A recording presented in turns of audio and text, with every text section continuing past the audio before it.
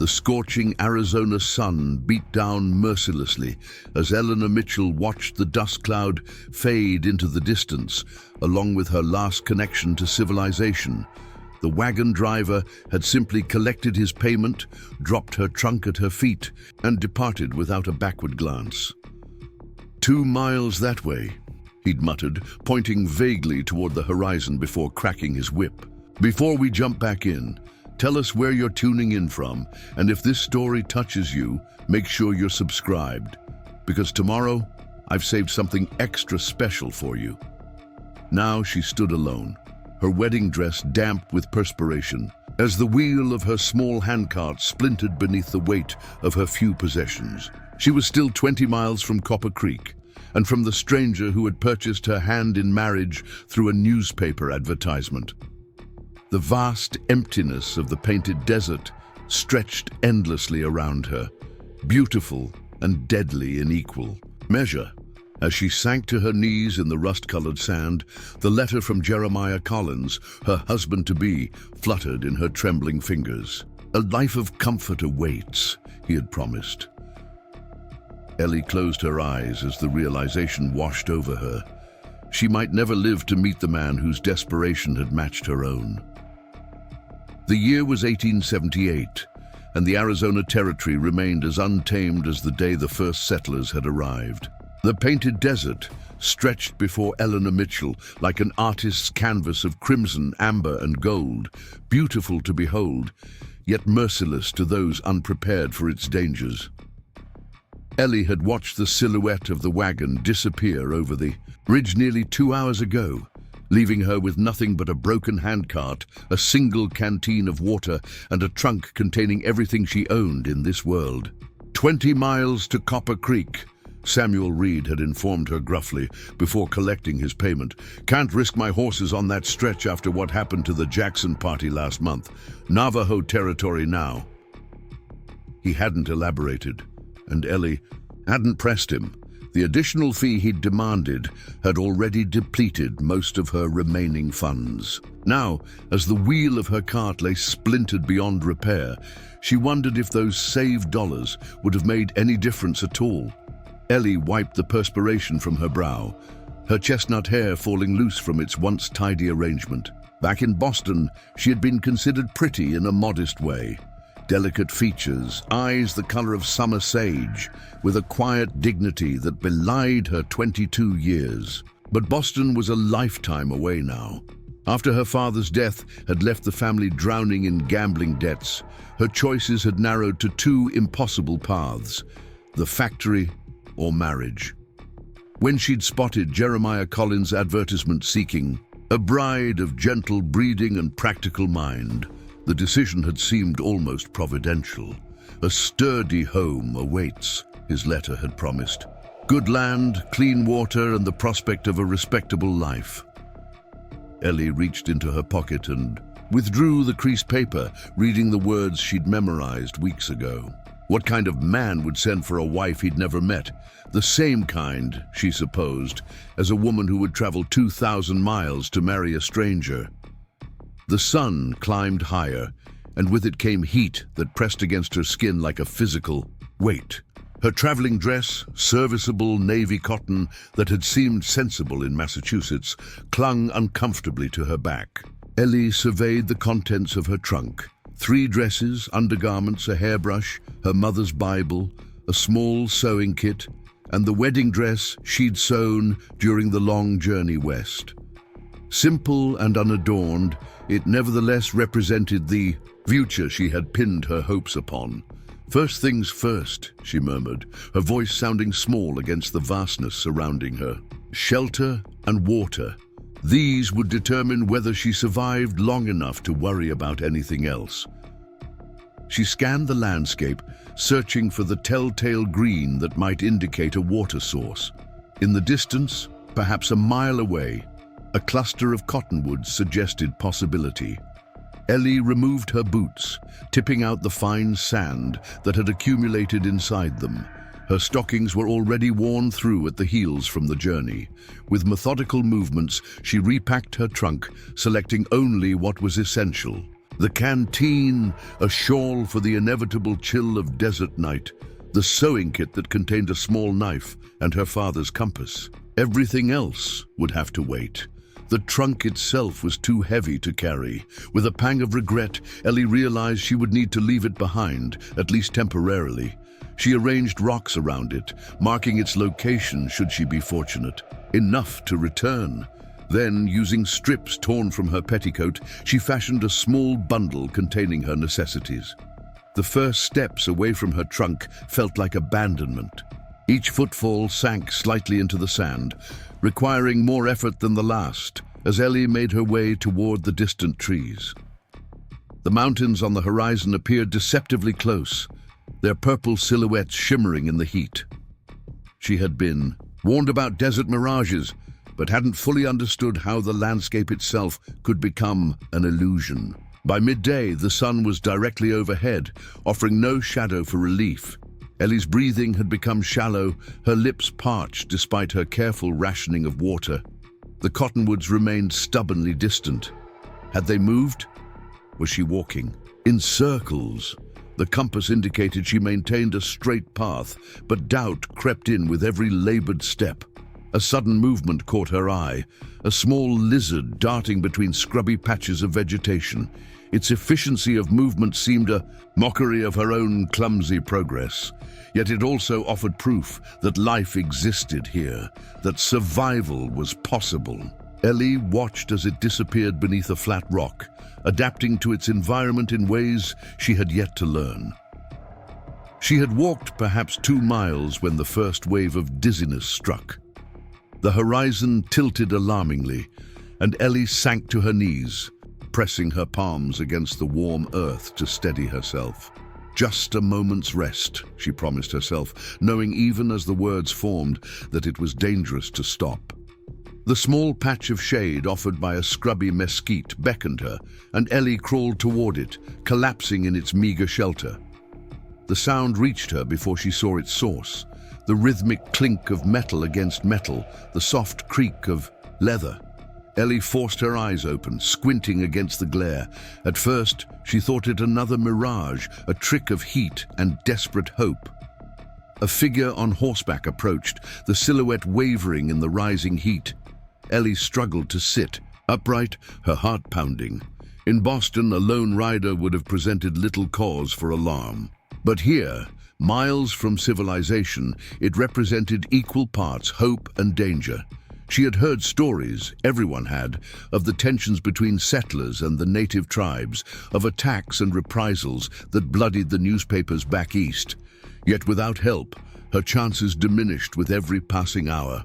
The rider drew closer, and details emerged from the haze.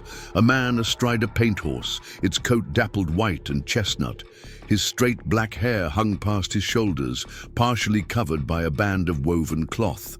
His clothing was a mixture of traditional native garments and practical frontier wear, a cotton shirt beneath a vest adorned with intricate beadwork, trousers tucked into moccasin boots that reached his knees.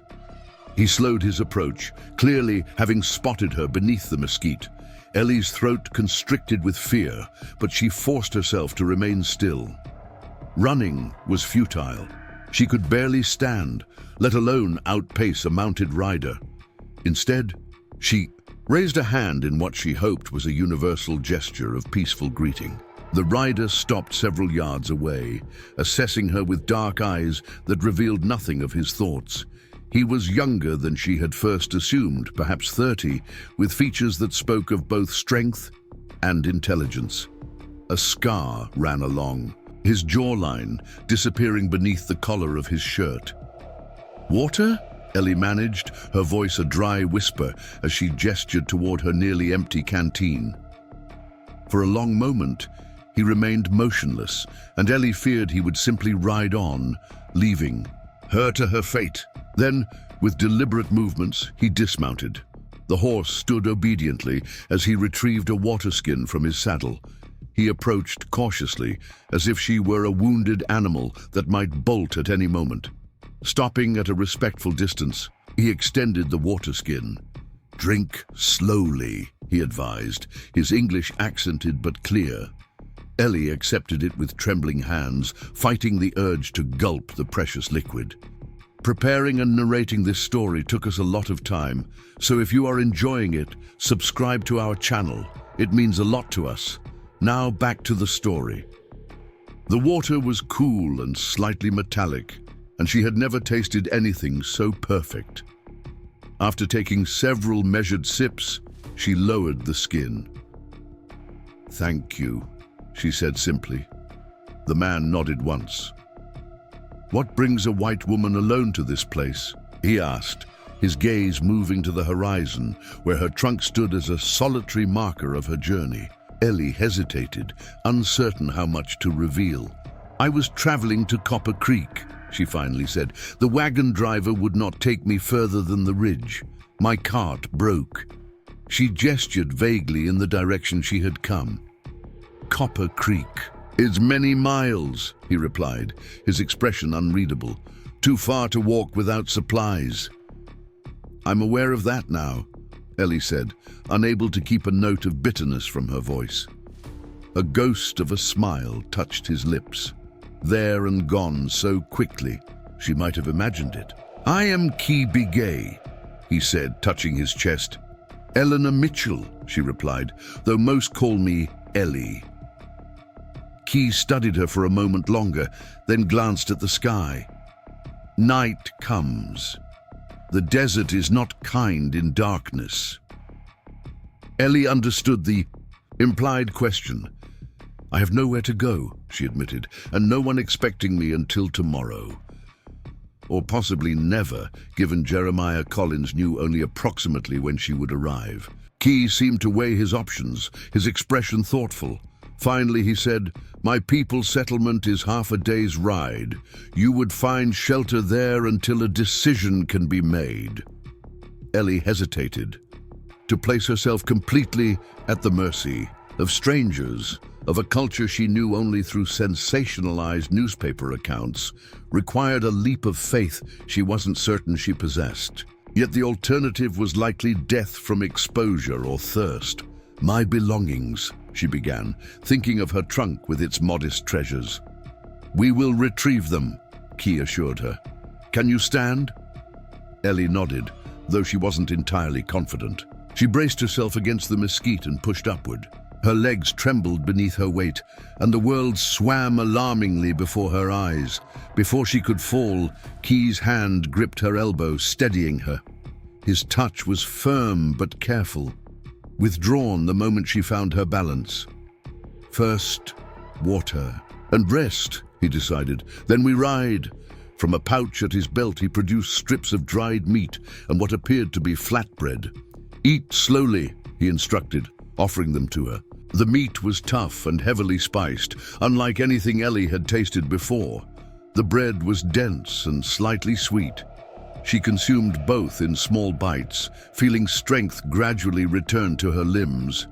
Key, meanwhile, had moved away to tend to his horse, giving her space while remaining close enough should she need assistance. As she ate, Ellie studied him surreptitiously. His movements were economical, purposeful. Nothing about him suggested the savage caricatures depicted in penny dreadfuls. Instead, she observed dignity, competence, and a watchful awareness of their surroundings that spoke of deep familiarity with this unforgiving land. "Why help me?" she asked, when he returned to collect the water skin.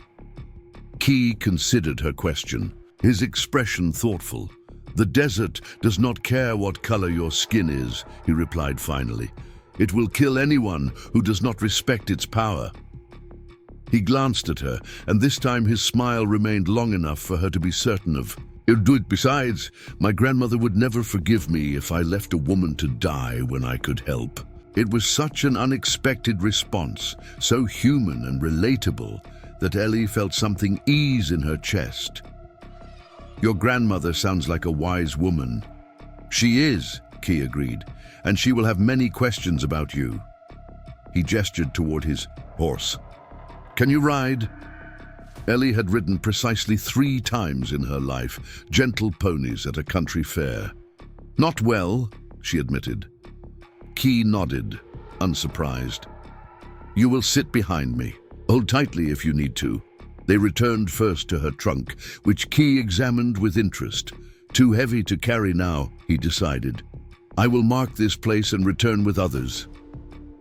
He set about creating a more elaborate marker than Ellie had managed, piling stones in a distinctive pattern that would be visible from a distance. From her trunk, she retrieved her mother's Bible, unable to bear the thought of leaving this one connection to her past, and her wedding dress, carefully folded in brown paper. Key watched as she clutched these items to her chest, but made no comment about her choices. Mounting the horse proved challenging. Ellie's limbs still felt weak, and her long skirts hampered her movements. With as much dignity as she could muster, she accepted Key's assistance, his hands strong and steady as he helped her settle behind the saddle. "Hold here," he instructed, showing her where to grip the saddle leather. Then he swung himself up in a single fluid motion that spoke of a lifetime on horseback. The horse shifted beneath their combined weight, and Ellie gasped instinctively, grabbing for Key's waist. She felt him stiffen momentarily, then relax. "It is better this way," he said, his voice neutral. "The path is not always smooth." As they began to move, Ellie tried to maintain a proper distance, but the first jolt had her clutching at Key's vest. The desert landscape moved past in a blur of copper and gold, the cooling air of approaching evening a blessing against her flushed skin. Exhaustion tugged at her consciousness, and despite her best efforts, Ellie found herself leaning against Key's back, her cheek pressed against the rough fabric of his vest. The rhythmic motion of the horse became hypnotic, and Ellie drifted in and out of awareness. At some point, she realized they were no longer in open desert, but moving through a narrow canyon, its walls streaked with bands of red and cream. When she raised her head, Key spoke without turning. "We approach Sebi Nzisgai," he said, "my people's home for 7 generations." Around a bend in the canyon, the settlement appeared, nestled in a protected valley where a small stream cut through the rock. Traditional hogans stood alongside more permanent structures of adobe and stone. Horses grazed in a fenced area, and smoke rose from several cooking fires. Children playing near the stream stopped to stare as Key guided his horse toward the center of the settlement. Their arrival did not go unnoticed. People emerged from dwellings and paused in their tasks, watching with undisguised curiosity and, in some faces, suspicion. An older woman stepped forward, her silver-streaked hair bound in a traditional style, her clothing adorned with intricate beadwork that marked her status within the community. Key spoke to her in their native language, his tone respectful. The woman's gaze never left Ellie's face as she listened. When he finished, she approached the horse, her dark eyes piercing in their intensity. "I am Martha," she said in English that, though accented, was clear and deliberate. "Key tells me he found you dying in the desert." Ellie straightened as much as her exhaustion would allow. "I am grateful for his help," she replied. "I would not have survived the night." Martha's expression remained impassive. "Why do you travel to Copper Creek?" "There is nothing there for outsiders except those who dig for metal or sell whiskey." The direct question caught Ellie off guard. I am to be married," she admitted, suddenly aware of how the paper-wrapped bundle in her arms identified its contents. "My intended husband has land there." Murmurs spread through the gathering crowd.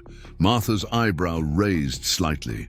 "A mail-order bride," she stated, not a question but a recognition. Heat rose to Ellie's cheeks, but she lifted her chin. "Yes." Martha considered this, then nodded once. "You will stay until you have strength. Then we will decide what is to be done."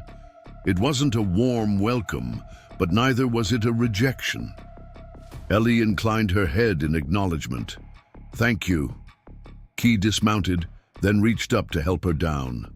Ellie's legs buckled the moment they touched earth, and he caught her. Before she could fall, his arms solid around her waist. "She needs rest and more water," he said to Martha. The older woman nodded. "Bring her to my dwelling." As Key half-carried her toward one of the larger hogans, Ellie was acutely aware of the stares following their progress. Children whispered behind their hands, and adults exchanged glances laden with meaning she couldn't decipher. She was a curiosity at best, an intruder at worst. Martha's home was circular, its interior surprisingly spacious and cool after the heat outside. A central fire pit, currently unlit, marked the middle of the single room. Woven rugs in vibrant patterns covered the packed earth floor, and various household items hung from the walls and support beams. It was both alien and somehow familiar in its evident domesticity. "She will sleep here," Martha decided, indicating a pallet near the wall furthest from the entrance. "Victoria will bring clean clothing and food."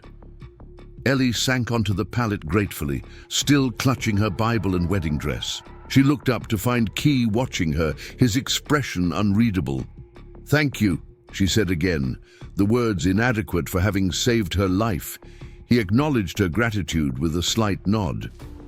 "Rest now," he replied simply, before turning to speak with Martha in low tones.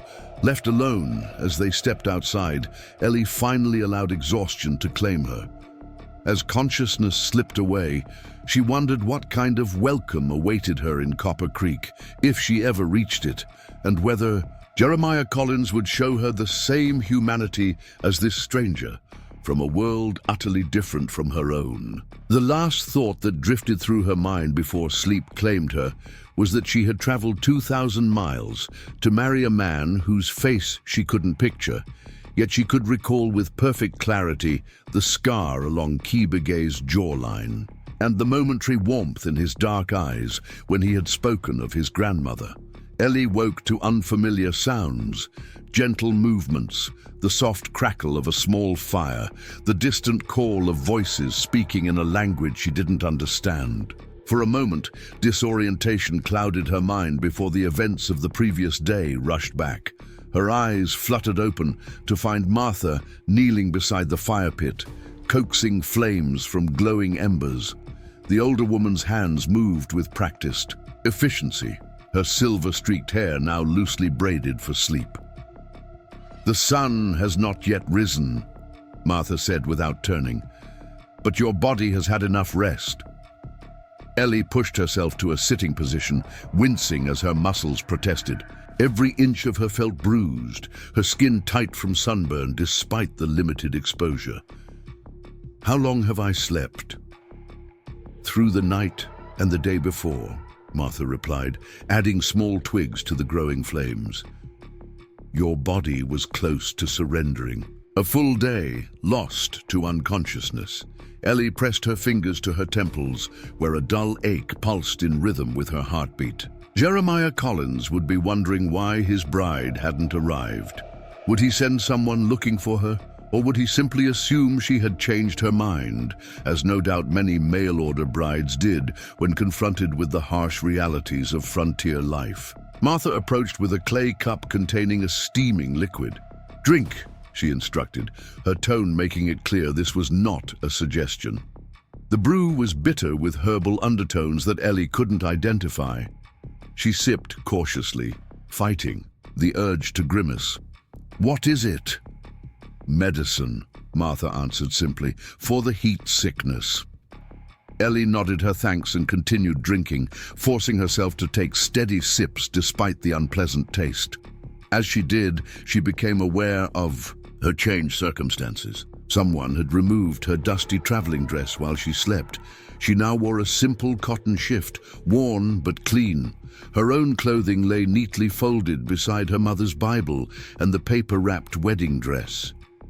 "Victoria washed your skin and changed your clothes," Martha explained, noting Ellie's realization. "The dust of the desert carries sickness if left on the skin." A flush crept up Ellie's neck at the thought of being tended while unconscious, but she pushed the embarrassment aside. Modesty seemed a luxury compared to survival. "Please thank her for me," she said. Martha inclined her head slightly. When you have finished the medicine, there is food you must eat to regain strength. As if summoned by the mention, a young woman ducked through the entrance of the hogan, carrying a wooden bowl. She appeared to be close to Ellie's age, perhaps a few years younger, with a round face that seemed predisposed to smiling. She wore her hair in 2 long braids, adorned with turquoise beads that matched the necklace at her throat. "This is Victoria," Martha introduced her, "my sister's daughter." Victoria set the bowl beside Ellie, her curious gaze lingering. "You are feeling better?" she asked, her English less fluent than Martha's, but understandable. "Yes, thank you for your help," Ellie replied. Victoria's face brightened with a smile. "Good. Many people want to see the woman Key brought from the desert. They say you are to be a wife." Martha said something sharp in their native tongue, and Victoria's smile dimmed slightly. "I am sorry," she said to Ellie. "My aunt says I ask too many questions." Despite herself, Ellie found her lips curving in response to Victoria's friendly demeanor. "It's all right. Yes, I was traveling to meet my husband-to-be in Copper Creek when my cart broke." Victoria nodded as if this explained everything, then gestured to the bowl. "Eat. It will give strength." The meal consisted of a hearty stew, rich with unfamiliar flavors and vegetables Ellie didn't recognize. After the first tentative spoonful, hunger overtook caution, and she ate with increasing enthusiasm. Only when the bowl was nearly empty did she realize both women were watching her with something akin to approval. "Thank you," Ellie said, setting the bowl aside. "I didn't realize how hungry I was." "The desert takes much from the body," Martha observed. "Water, strength, sometimes sense." Ellie couldn't argue with that assessment. Her decision to continue on foot had been born of desperation rather than wisdom. "How far are we from Copper Creek?" Martha and Victoria exchanged glances. "By horse, perhaps half a day's ride," Martha answered. "But there are matters to discuss before such journeys can be considered." Before Ellie could inquire further, the covering over the entrance was pushed aside once more. Key stepped into the hogan, ducking his head beneath the low doorway. His gaze immediately found Ellie, assessing her condition with quick efficiency. "You are awake," he stated. "Good. The council wishes to speak with you when you are able." Ellie's heart quickened with apprehension. "Council?" "The elders who make decisions for our people," Martha explained, rising to her feet. "They will want to know your intentions and determine what is to be done. I've imposed on your hospitality," Ellie said, suddenly conscious of her precarious position. "I'm grateful for the help, but I should continue to Copper Creek as soon as possible." Key's expression remained neutral. "The council will decide. It is our way." There was no threat in his tone, but Ellie felt a flicker of unease nonetheless. She was a stranger here, dependent on their goodwill. "When must I speak with them?" "When the sun reaches its highest point," Martha answered. "Until then, you should regain your strength." Victoria leaned forward eagerly. "I can show you our settlement, if you wish to walk. Your legs must remember how to be strong." The offer was tempting. After so many hours of unconsciousness, Ellie's body craved movement despite its lingering soreness. Moreover, she was curious about this place that had offered her sanctuary when she most needed it. "I would like that," she decided, "if it's permitted." Key nodded. "I retrieved your trunk yesterday," he said. "It waits outside if you wish to dress in your own clothing." Relief flooded through Ellie at this news. Her possessions were few, but they represented everything she had managed to salvage from her former life. "Thank you," she said with genuine gratitude, "for everything you've done." Something flickered in Key's eyes. Not quite a smile, but a softening. He inclined his head in acknowledgement before turning to Victoria. "Do not wander far. The council gathers soon." After he departed, Victoria helped Ellie to her feet. The first steps were unsteady, her legs trembling with the effort of supporting her weight. Martha watched with critical eyes, then nodded in apparent satisfaction. The council gathered in the largest structure Ellie had seen in the settlement, a circular building constructed of stone and timber, with an opening in the roof that allowed smoke from the central fire to escape while admitting a column of natural light. 8 elders sat in a semicircle, with Charles Whittaker positioned slightly apart, his expression stern. Martha occupied a place among them, her face revealing nothing of her thoughts. Key stood near the entrance, his arms folded across his chest. Victoria led Ellie to the center of the room, then stepped back, moving to stand near the wall where several other observers had gathered. The silence was absolute as every eye focused on Ellie, an elder man, his face deeply lined with age, his hair pure white, spoke first, his words translated by Charles Whittaker. "You have been given shelter and healing in our home. Now you must tell us your purpose in these lands." Ellie clasped her hands before her to hide their trembling. "My name is Eleanor Mitchell," she began, her voice steadier than she had expected. "I come from Boston in Massachusetts, far to the east. I was traveling to Copper Creek to marry a man named Jeremiah Collins, who has a homestead there. He sent for me through a marriage advertisement." The translation of her words produced murmurs among the elders. Whittaker's expression grew more disapproving. "You would marry a man you have never met?" he asked, not bothering to disguise the judgment in his tone. "My circumstances in Boston left me few choices," Ellie replied, lifting her chin slightly. "My father died with substantial debts. I have no brothers or other male relatives to provide for me. Mr. Collins offered a respectable alternative to poverty." This too was translated, leading to a lengthy discussion among the elders. Ellie waited, acutely aware of her position as an outsider in every possible sense.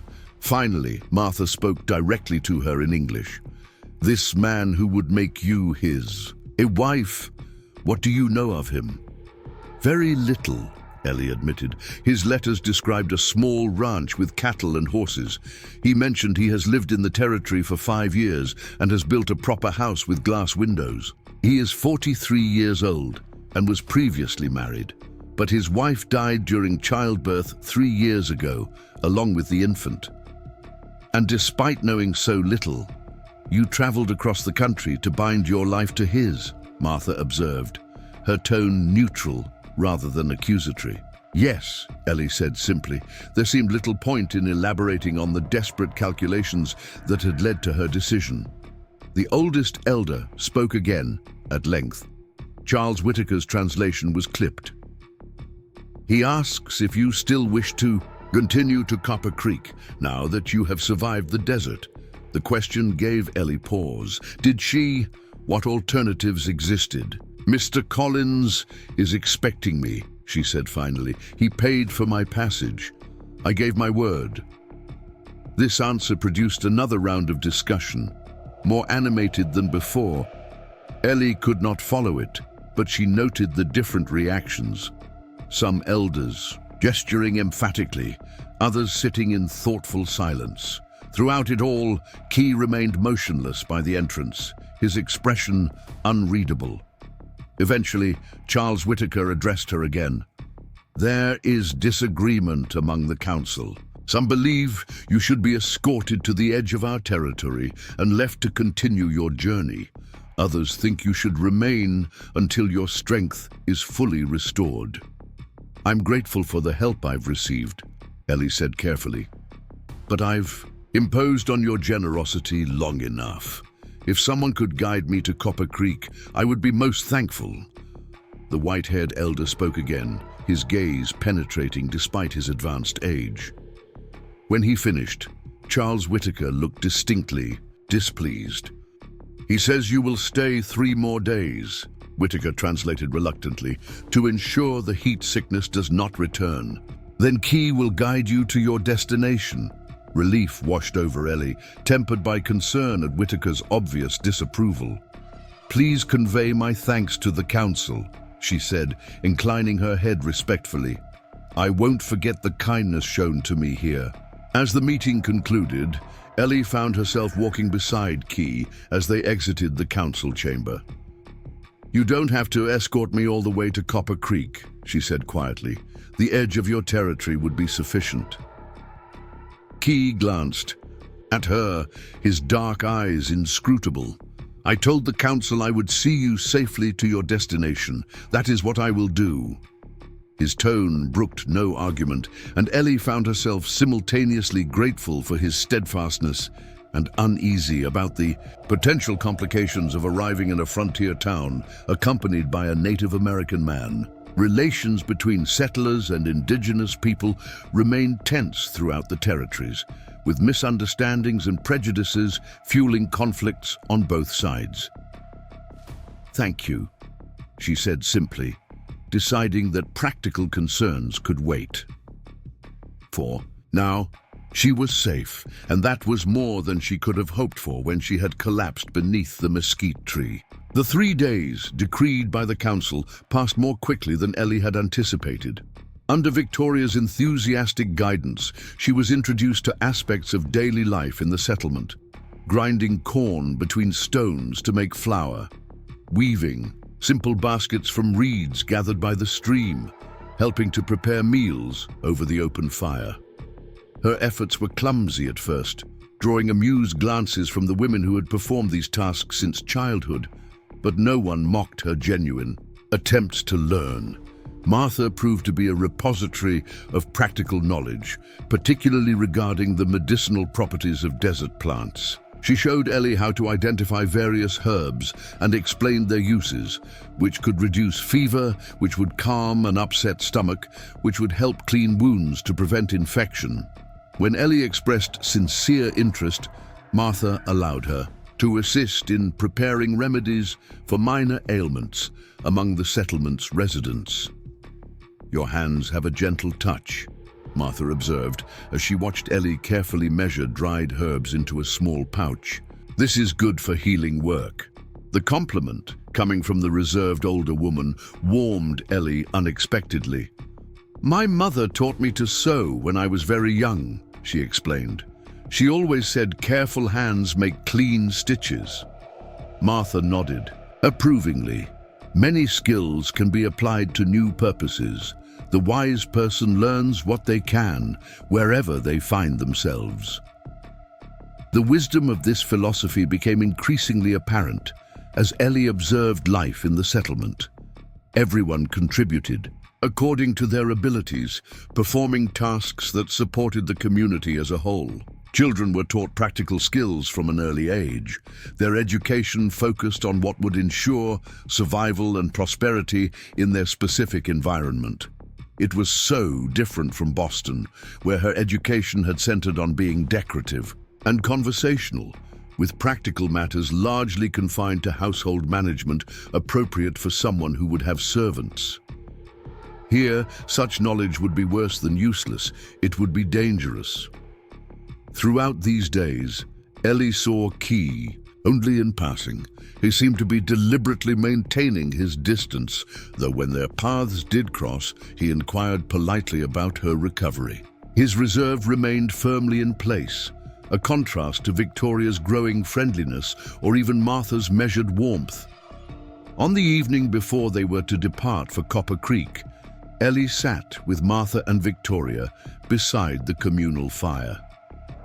Children darted between groups of adults, their energy undiminished despite the late hour.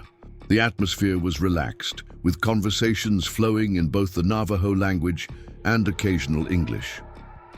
"Will you miss this place?" Victoria asked, braiding small beads into a length of leather with nimble fingers.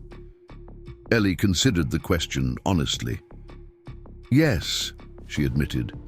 "I've learned more here in 3 days than I learned in months of preparing to come west." Martha's lips curved in a rare smile.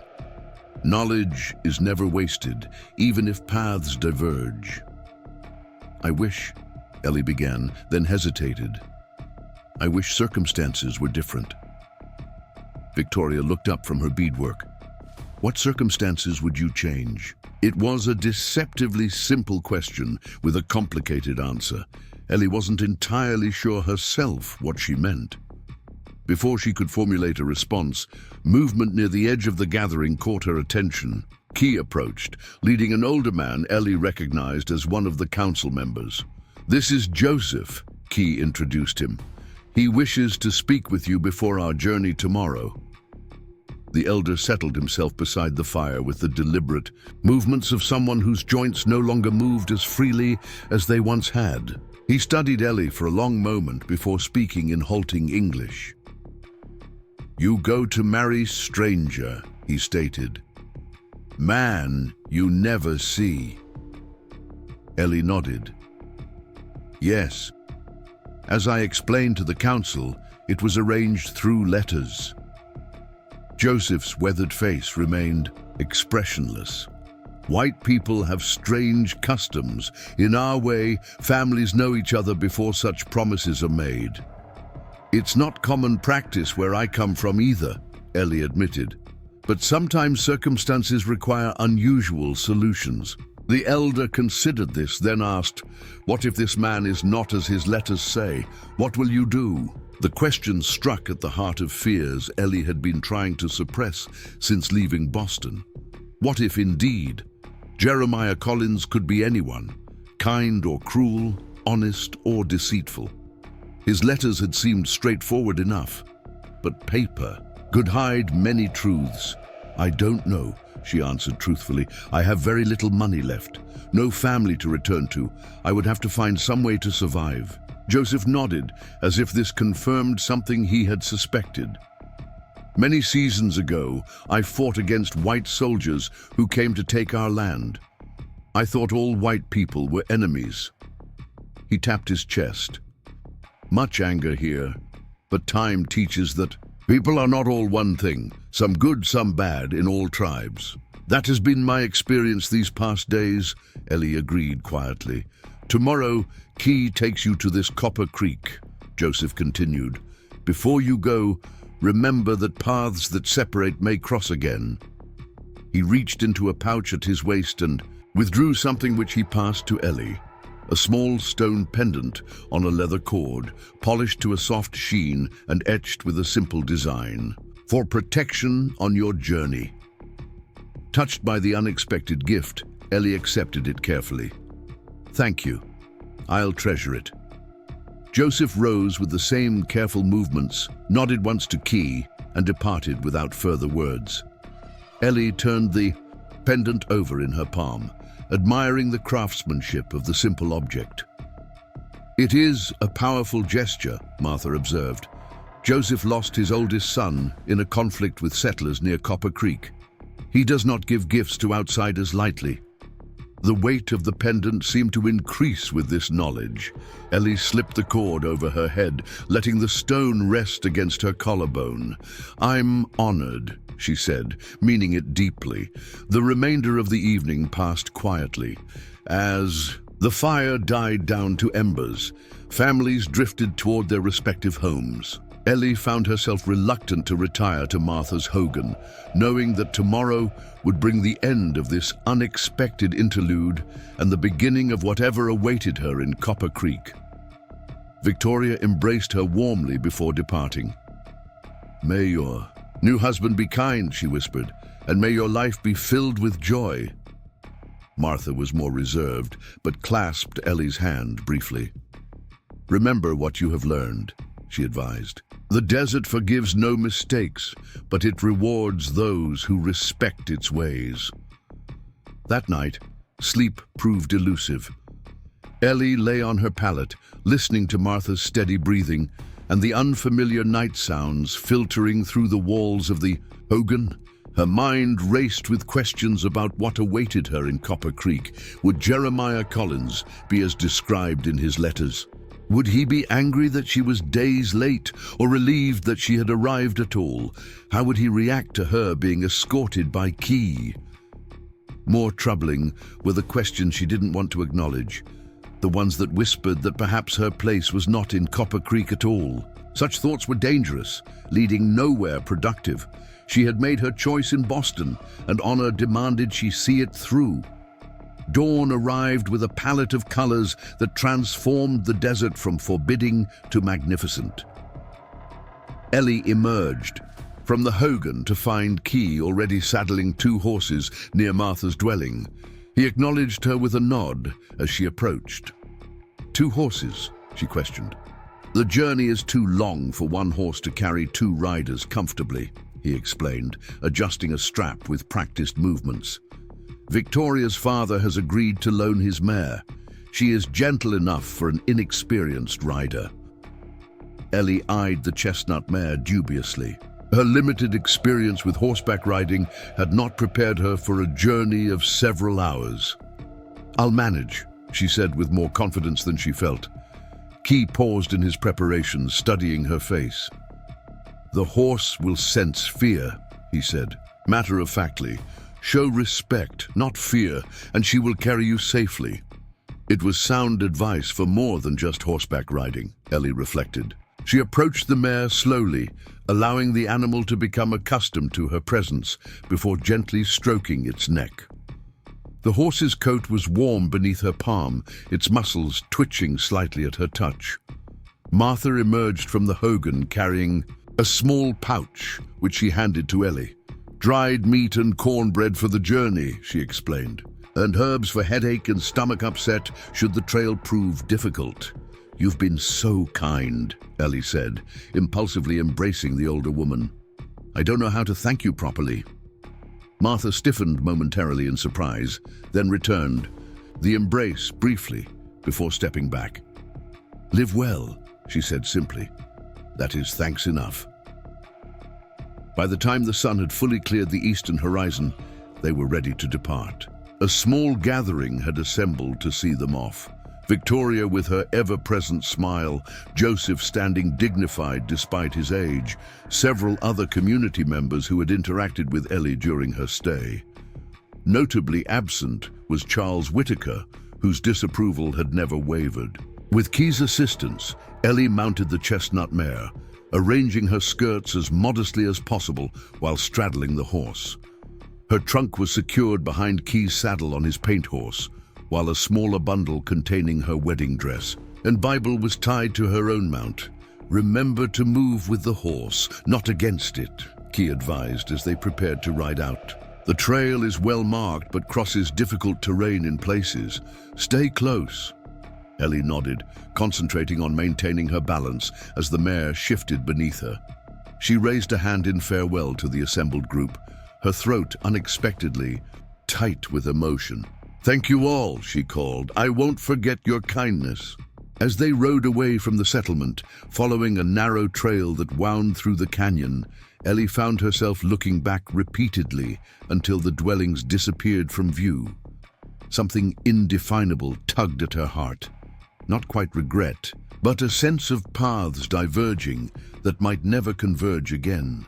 Ahead lay Copper Creek and Jeremiah Collins, and the future she had committed herself to before she understood the true nature of the frontier.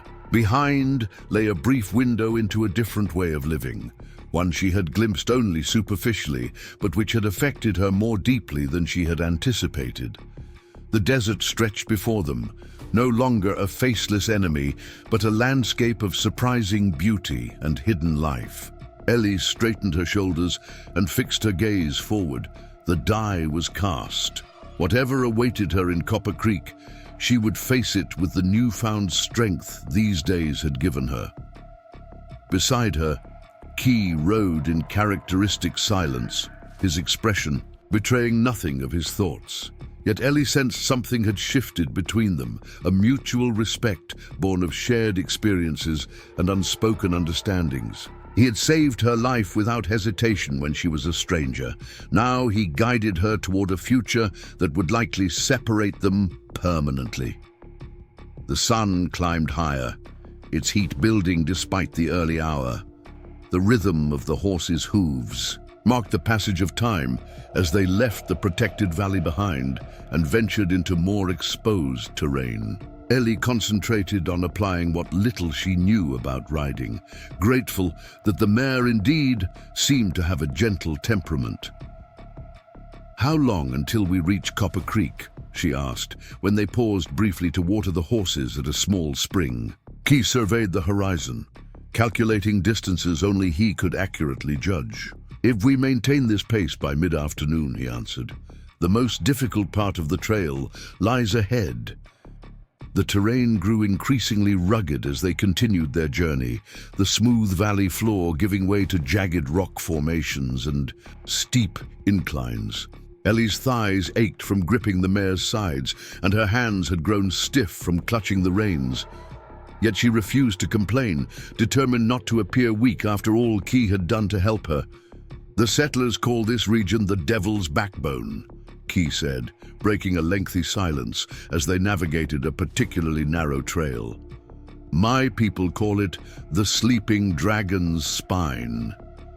Ellie studied the undulating rock formations, their layers of red and orange sediment creating patterns that did indeed resemble scales. "Your name suits it better," she observed, "though I suspect the dragon won't sleep forever."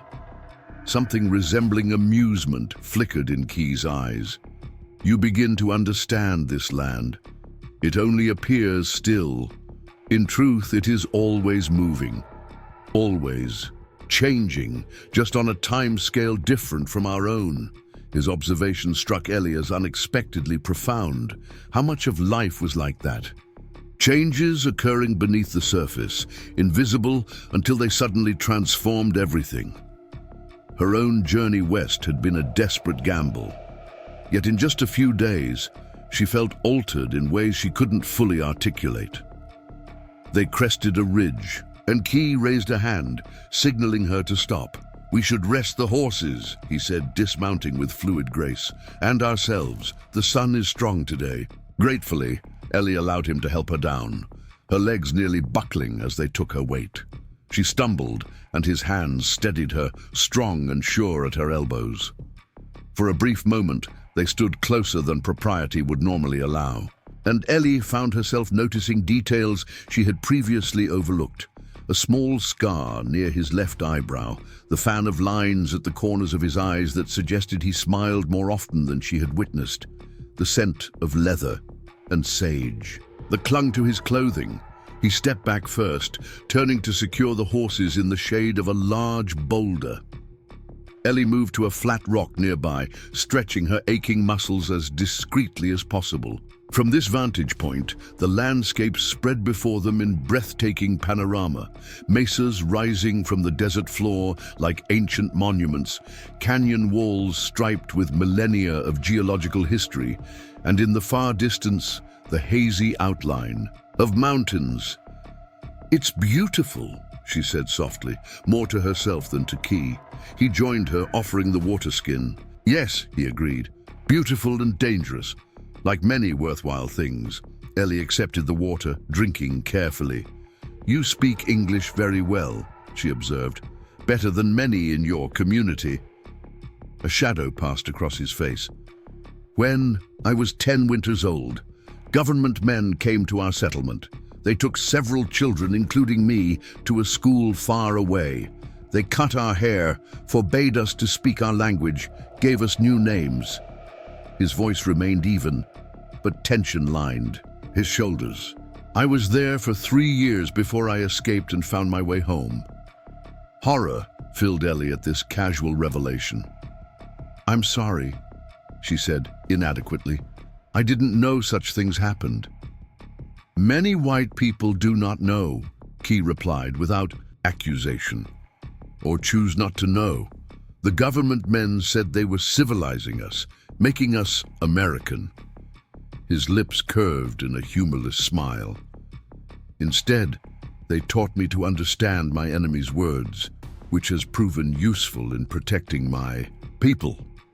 Silence fell between them, heavy with the weight of historical injustices Ellie had been previously unaware of. She thought of her own education in Boston, the carefully sanitized history that portrayed westward expansion as an unequivocal good indigenous people, as obstacles to progress rather than nations with their own cultures and rights. "Not all.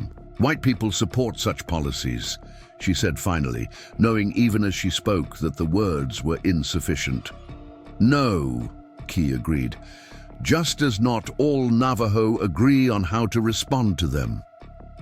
He reached for the pouch Martha had provided, extracting strips of dried meat and cornbread, which he divided between them. "Many paths exist. The challenge is choosing which to follow when they diverge." They ate in companionable silence, the enormity of the landscape making conversation seem superfluous. Ellie's mind drifted to what awaited her in Copper Creek. Jeremiah Collins remained a cipher, a name on paper, a description in letters, a promise of security that had compelled her across a continent. Would she recognize him from the sparse details he had provided? Would he be disappointed by her appearance after days in the desert? "What troubles your thoughts?" Key asked, his perception catching her off guard. Ellie hesitated, then decided honesty was the simplest approach. "I was thinking about Mr. Collins, the man I'm to marry, wondering what he's like beyond his letters." Key studied her face. "Are you afraid?" "Not afraid, exactly," Ellie replied, trying to articulate feelings she had barely acknowledged to herself. "More uncertain. In Boston, marriage to a stranger seemed a practical solution to an impossible situation. But now that I'm here, about to meet him..." She trailed off, unsure how to continue. "You question your path," Key observed. "I question everything," Ellie admitted with a small laugh, "except my gratitude that you found me when you did." Something shifted in Key's expression, a softening around the eyes, a slight relaxation of his habitually guarded demeanor. "Perhaps it was not chance," he said quietly. "My grandmother would say the spirits guided our meeting." The notion was oddly comforting, suggesting some greater purpose behind the sequence of events that had led her to this moment. "What would you say?" she asked. Key considered the question. "I would say that choices, not spirits, determine our paths. You chose to travel west. I chose to follow a less traveled route that day." His gaze held hers steadily. "And now you choose to continue to Copper Creek, though other options exist." The implication hung in the air between them, unspoken but unmistakable. Ellie broke eye contact first, focusing on gathering the remains of their simple meal. "Mr. Collins paid for my passage," she said, her voice steadier than she felt. "He's expecting me. I gave my word." Key nodded once, accepting her decision without comment. They remounted and continued their journey, the trail becoming less treacherous as they descended from the rocky ridge. Ellie found herself growing, more confident in her riding abilities, learning to move with the mare's rhythm rather than fighting it. As they rounded a bend in the trail, Key abruptly raised his hand, signaling her to stop. Ellie complied, watching as he dismounted and knelt to examine the ground. His expression grew serious as he studied marks in the dirt that were invisible to her untrained eye. "What is it?" she asked, keeping her voice low. "Riders passed this way recently," he replied. "Many riders, moving fast." "Is that unusual?" He remounted, his gaze scanning the surrounding terrain with increased vigilance. "This trail is not commonly used by settlers. It leads away from the main road to Copper Creek." He guided his horse closer to hers. "We should proceed with caution." The warning heightened Ellie's senses. She found herself noticing details that had previously escaped her attention. The unnatural silence in the brush beside the trail, the absence of birds or other wildlife, the slight disturbance in the dust that might indicate recent passage. They continued at a slower pace, Key frequently scanning their surroundings. The trail dipped into a narrow gully with steep walls rising on either side, a perfect location for an ambush. Ellie realized with sudden clarity. Her pulse quickened as they entered the confined space. The attack came with little warning, just a small shower of pebbles from above, enough to alert Key, who shouted a command to Ellie that needed no translation. "Ride!" She dug her heels into the mare's sides just as the first shot rang out, echoing deafeningly in the enclosed space. The horse bolted forward, nearly unseating her with the sudden acceleration. Ellie clung desperately to the saddle, her body moving instinctively with the animal's frantic pace. More shots followed, accompanied by shouts from above. Ellie dared not look back, focusing all her attention on staying mounted as the mare galloped through the gully. Behind her, she could hear the pounding hooves of Key's horse and, more distantly, other riders giving chase. The gully widened, then opened onto a broader plain. Still, Ellie urged the mare forward, heart hammering against her ribs. Only when the sound of pursuit had faded did she risk slowing her mount, allowing the exhausted animal to drop to a trot. Key caught up moments. Later, his expression grim. Blood stained his left sleeve, and Ellie gasped at the sight. "You're hurt!" He glanced at his arm dismissively. "The bullet only grazed me. We were fortunate. They did not expect us to react so quickly." "Who were they?" Ellie asked, still struggling to process what had just occurred. "Men wearing cloth over their faces," Key replied. "Likely bandits who prey on travelers." He surveyed the horizon, calculating their position. "We've been driven off our intended path. Copper Creek lies that way now." He pointed northwest, across open terrain with little cover. Ellie assessed their situation.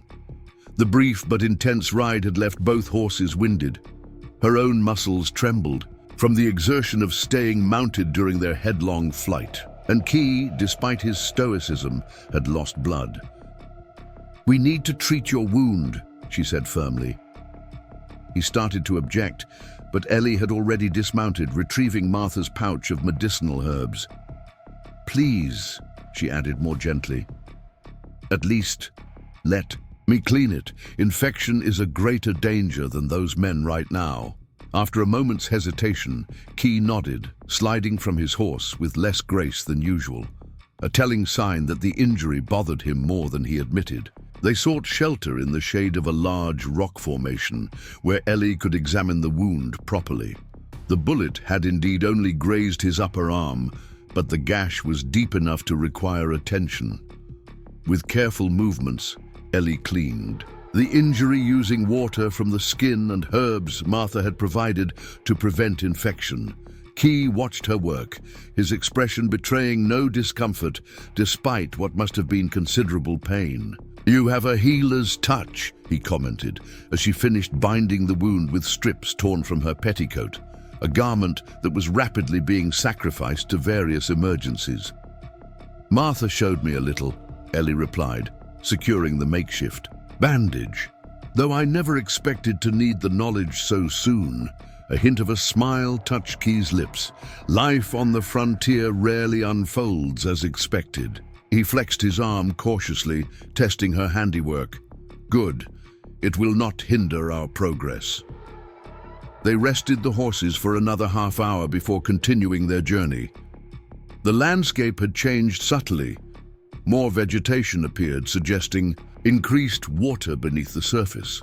In the distance, Ellie could make out what appeared to be man-made structures, the first signs of Copper Creek. "We should reach the town before sunset," Key observed, following her gaze. Ellie's stomach tightened with sudden apprehension. After days of delay, she was finally approaching her destination, and the man who awaited her there. Will you come into town with me?" she asked, surprising herself with the request. Key's expression grew guarded. "It would not be wise. Relations between my people and the settlers of Copper Creek are strained. My presence might create difficulties. For you." Though his reasoning was sound, disappointment flooded through Ellie. The prospect of facing Jeremiah Collins and explaining her delayed arrival without Key's steadying presence was more daunting than she cared to admit. "Of course," she said, masking her feelings. You've already done more than I could reasonably expect. I'm grateful for your guidance." Something flickered in Key's eyes, perhaps recognition of what remained unspoken between them. "I will take you to the edge of town," he decided. "From there you can easily find Collins Ranch. It lies to the north, according to what you have said." They rode in contemplative silence as the sun began its descent toward the western horizon.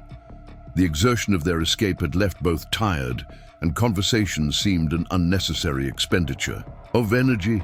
Yet Ellie found herself stealing glances at her companion, committing to memory the straight line of his back, the careful way he held his injured arm, the quiet dignity that seemed as much a part of him as his physical form. Copper Creek appeared gradually. First a church steeple, then the upper stories of larger buildings, and finally the full settlement spread before them. It was larger than Ellie had anticipated, with perhaps 50 structures arranged along a main street and several secondary roads. Smoke rose from chimneys, and even at this distance she could make out people moving about their business. Key halted their progress while still a half-mile from the outskirts. "This is where our paths separate," he said, dismounting to help her with her trunk. Ellie stood beside the chestnut mare, a strange reluctance seizing her limbs.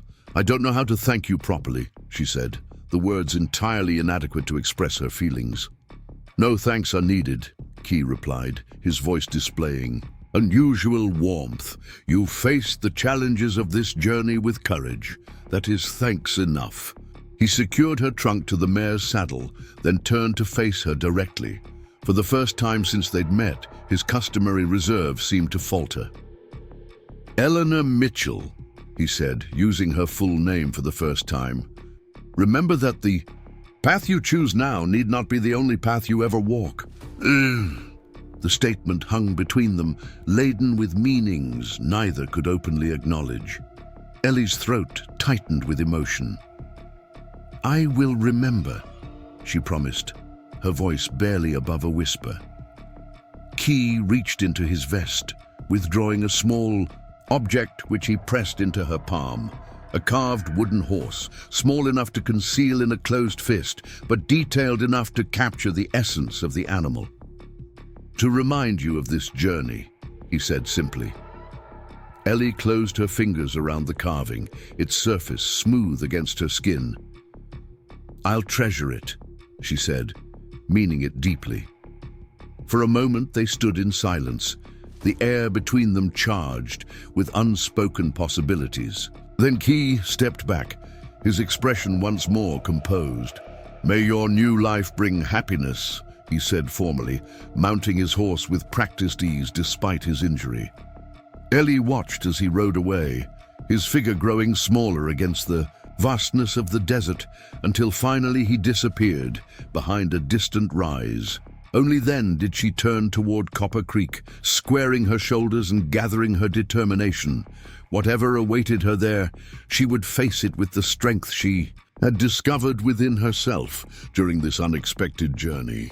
The mare seemed to sense her resolve, moving forward at a steady pace without complaint despite the long day's travel. As they drew closer to town, details became clearer. The church with its whitewashed walls, the general store with goods displayed. In windows, the saloon from which piano music drifted on the evening air. People paused in their activities to observe her arrival, a lone woman on horseback being something of a novelty. Ellie nodded politely to those whose gazes she met, conscious of her disheveled appearance and the curious stares it attracted. "Excuse me," she called to a middle-aged man unloading supplies outside the general store. "I'm looking for Jeremiah Collins's ranch. Could you direct me?" The man straightened, wiping his hands on his apron as he assessed her with undisguised curiosity. "Collins's place. That's about 3 miles north of town, along the creek." His gaze sharpened. "You'd be the mail-order bride he's been expecting, I reckon." Heat rose to Ellie's cheeks at having her status so bluntly identified. "Yes, I'm Eleanor Mitchell," she confirmed. "My arrival was delayed due to transportation difficulties." The shopkeeper nodded sagely. "Heard about a wagon breaking an axle out near Devil's Pass a few days back. That'd be you, I expect." "Word." "Traveled fast in small communities," Ellie reflected. "Yes, fortunately, I received assistance." A flicker of something, perhaps suspicion, crossed the man's features. "Did you indeed? Well, Collins has been in town daily asking after you. He'll be relieved you've made it." He gestured toward the north. "Follow the main road out of town, then take the fork that runs alongside the creek. Can't miss it, 2-story house with a red barn." Ellie thanked him and continued through town, acutely aware of the whispers that followed her progress. By the time she reached the northern outskirts, the sun hung low on the horizon, casting long shadows across the dirt road. The landscape opened up once more, with scattered homesteads visible in the distance. True to the shopkeeper's directions, a clear fork in the road appeared, one branch following the gentle curve of a creek that gleamed golden in the fading light. Weariness seeped into Ellie's bones as the mare plodded forward. The events of the past days, from her abandonment in the desert to the attack in the gully, had depleted her reserves of strength. Yet the wooden carving pressed against her palm, where she held the reins, a tangible reminder of all she had survived. The Collins Ranch appeared just as described. A substantial 2-story house, painted white with green trim, a large red barn to one side, and various outbuildings arranged in a rough semicircle. A split-rail fence enclosed a front yard where flowers grew in neat beds, suggesting a woman's touch despite what Ellie knew of Jeremiah's widowed status. As she approached, a figure emerged from the barn, a tall man in shirt sleeves and suspenders, his movements betraying surprise at the unexpected arrival. He hurried toward the gate, reaching it just as Ellie drew her horse to a stop. "Miss Mitchell," he called, uncertainty in his tone. Ellie studied him with equal curiosity.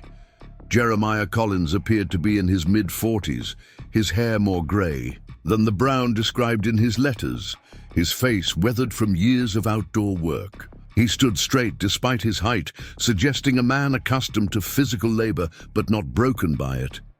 "Mr. Collins," she acknowledged. "I apologize for my delayed arrival. There were complications with my journey." He moved forward to help her dismount, his hands careful but impersonal at her waist. Up close, Ellie could see that his eyes were a pale blue, crow's feet etched deeply at their corners. He was not handsome in the conventional sense, but his features were pleasant enough, arranged in an expression of genuine concern. "I feared something had happened," he said, his voice deeper than she had imagined from his written words. "Been checking with every wagon train and stagecoach coming through." Guilt prickled at Ellie's conscience. "My handcart broke miles from town. I was fortunate to receive assistance." Jeremiah's gaze traveled over her trail-worn appearance, taking in the improvised bandage on her arm where she'd been scratched during their flight from the ambush, the dust coating her dress, the exhaustion evident in her posture. "You look dead on your feet," he observed with surprising gentleness. "Let's get you inside. Questions can wait until you've rested." He led her toward the house, one hand hovering near her elbow, but not quite touching, as if uncertain of his rights in this peculiar situation. A fiancé meeting his bride for the first time after she had traversed the continent to reach him. The interior of the house surprised Ellie with its comfortable furnishings and obvious care. The front parlor contained a polished wooden table, several upholstered chairs, and curtains that matched the rug covering the plank floor. A bookshelf held a modest collection of volumes, and framed photographs adorned the walls. "Your home is lovely," she said, genuine appreciation in her voice. After days in the wilderness, such civilized surroundings seemed almost surreal.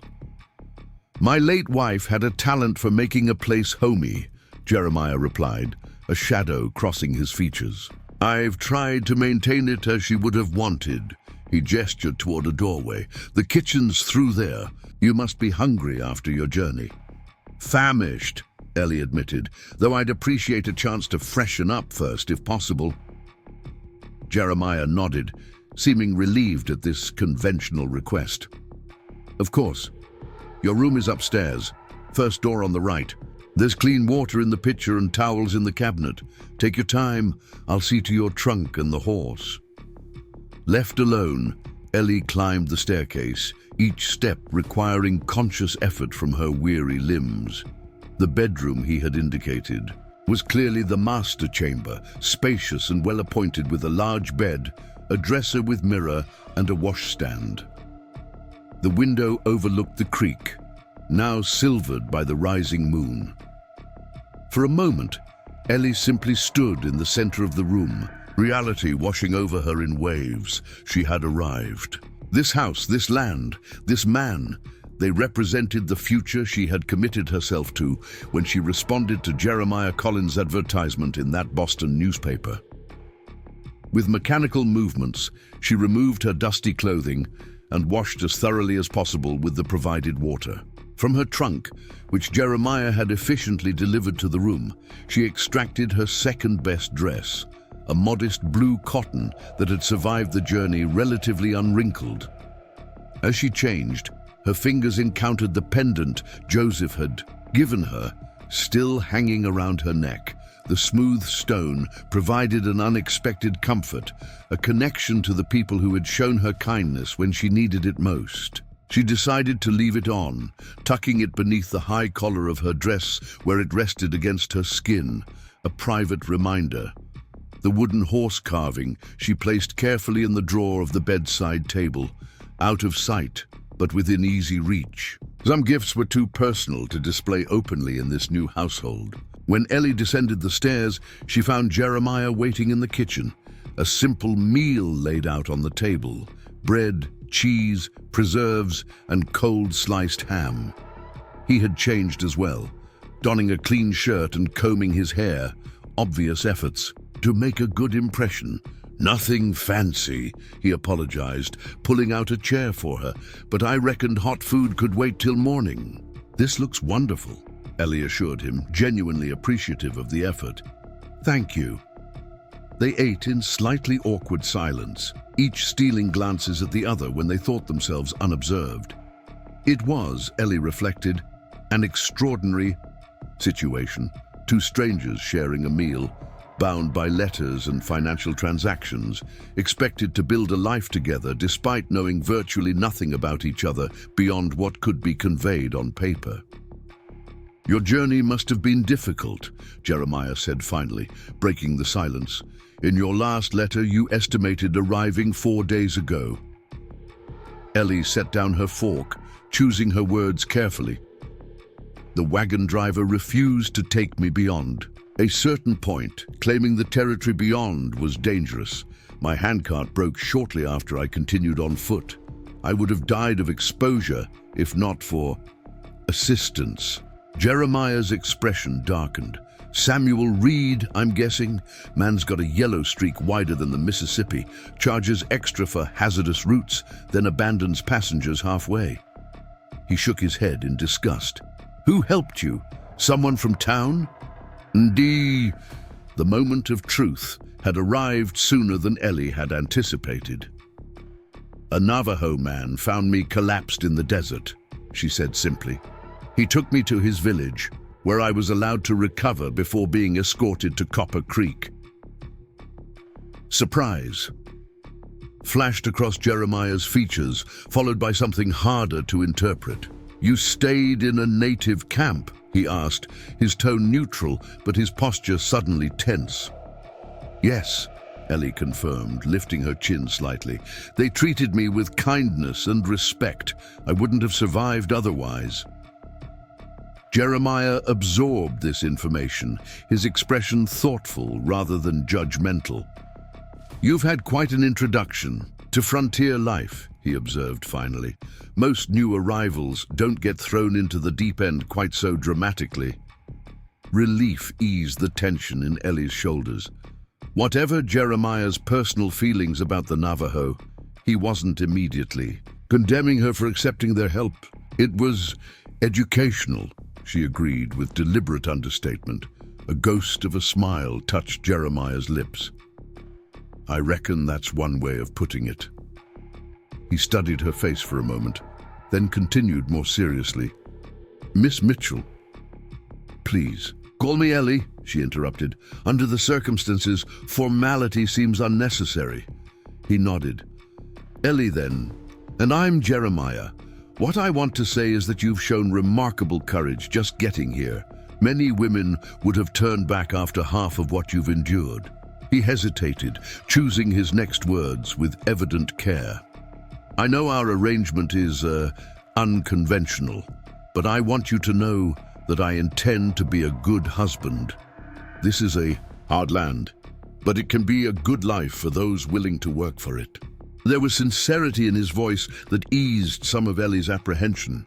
Whatever else might be said about Jeremiah Collins, he appeared to be an honest man who recognized the enormity of what she had undertaken in coming to him. I appreciate your directness, she replied, and I want you to know that I take our arrangement seriously. I came prepared to fulfill my obligations as your wife. Something flickered in Jeremiah's eyes. Perhaps relief, perhaps something more complex.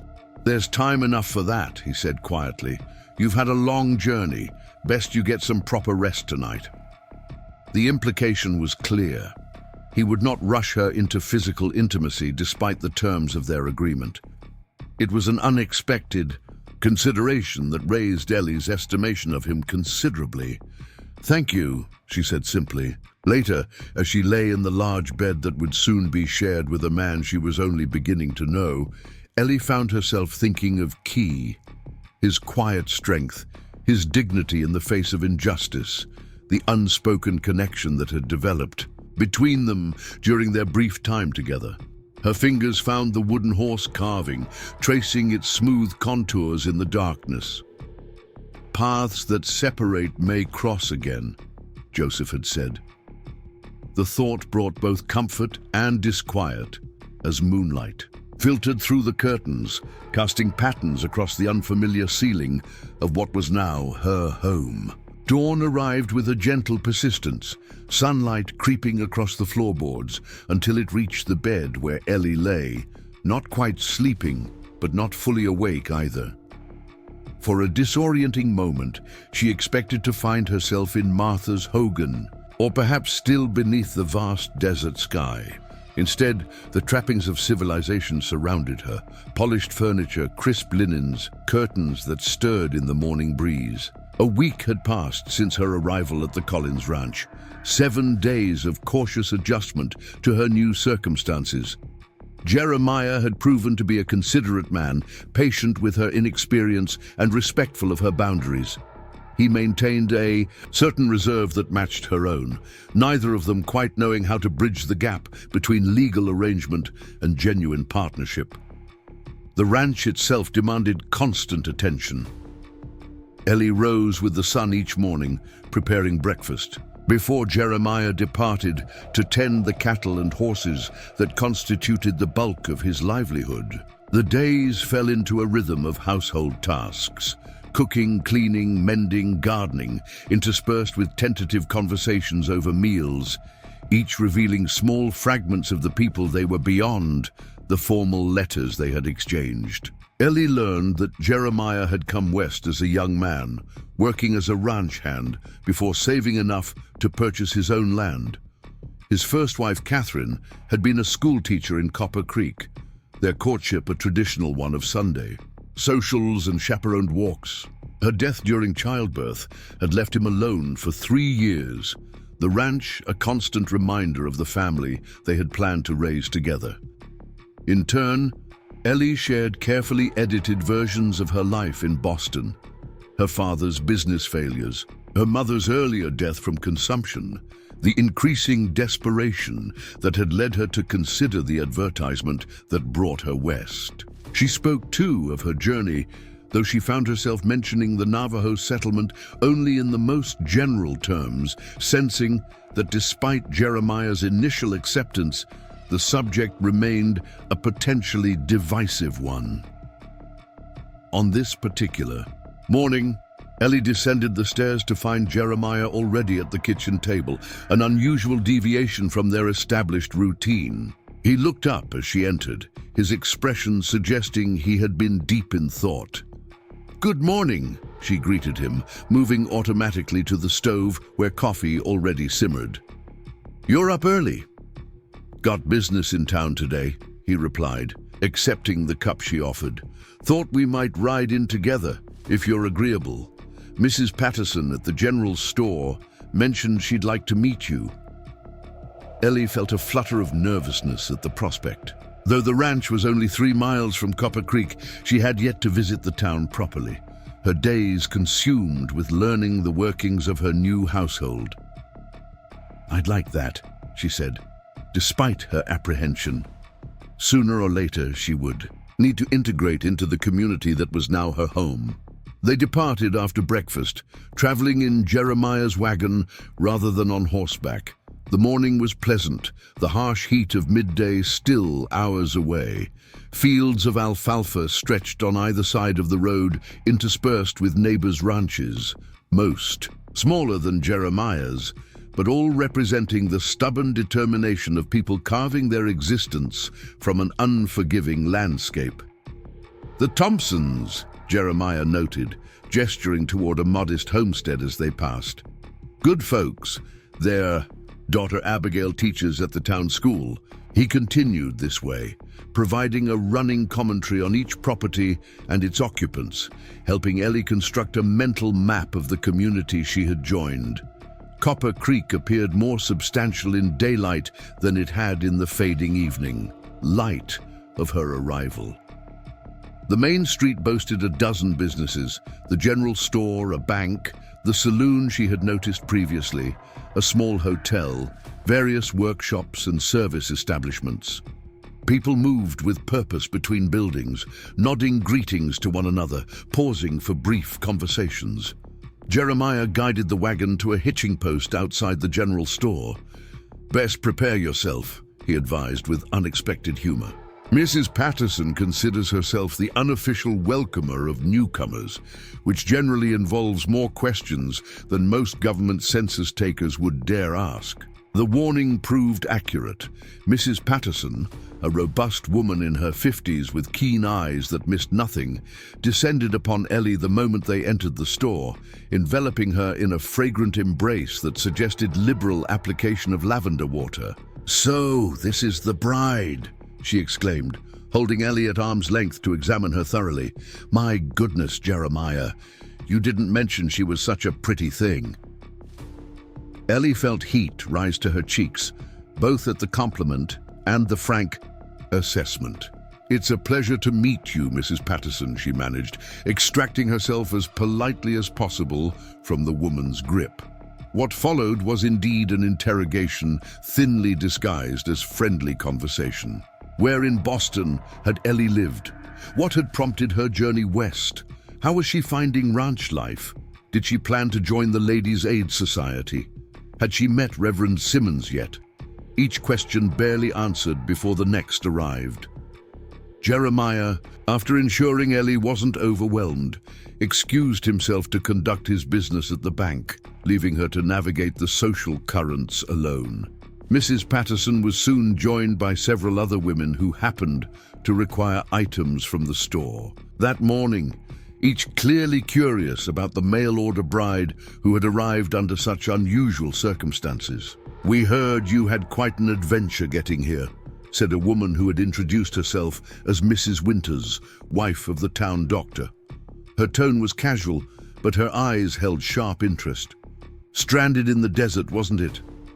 Ellie recognized the probing for what it was.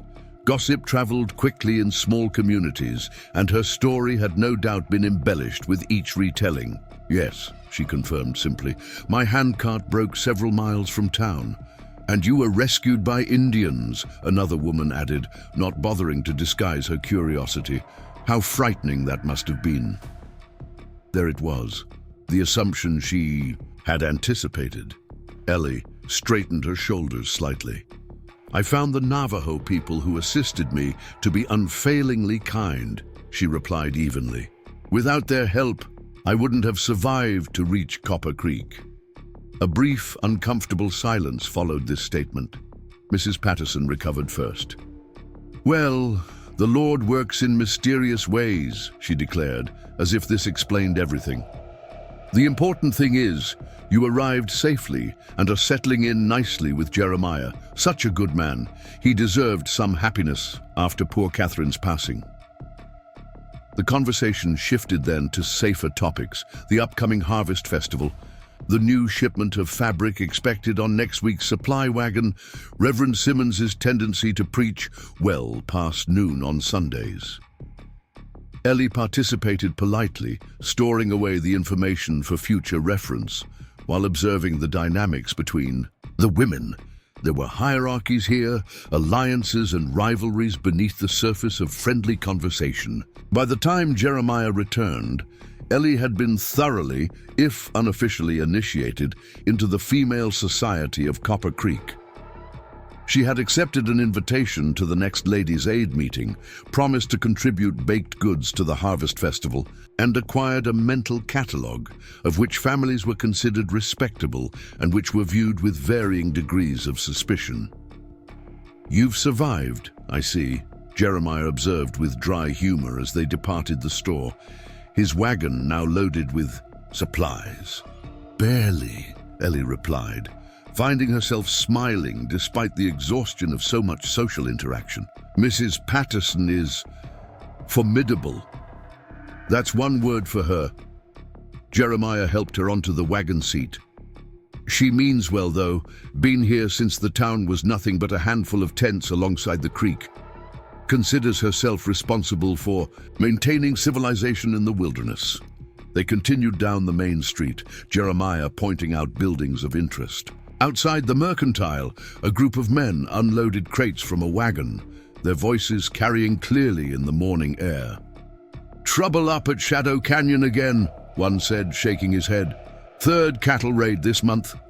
"Indians," another spat. The word itself an accusation. Getting bolder, taking stock in broad daylight now. Jeremiah's posture stiffened almost imperceptibly beside Ellie. He guided the wagon past without slowing, but she could sense his attention had been caught by the exchange. "Is that common?" she asked once they were beyond earshot. "Cattle raids, I mean." Jeremiah's expression grew guarded. "There've been incidents," he acknowledged, "though not as many as some would claim. Easier to blame Navajo for missing cattle than admit to poor management or natural losses." His measured response surprised Ellie. It suggested a more nuanced view than she had expected from a frontier rancher. "You don't believe the raids are happening?"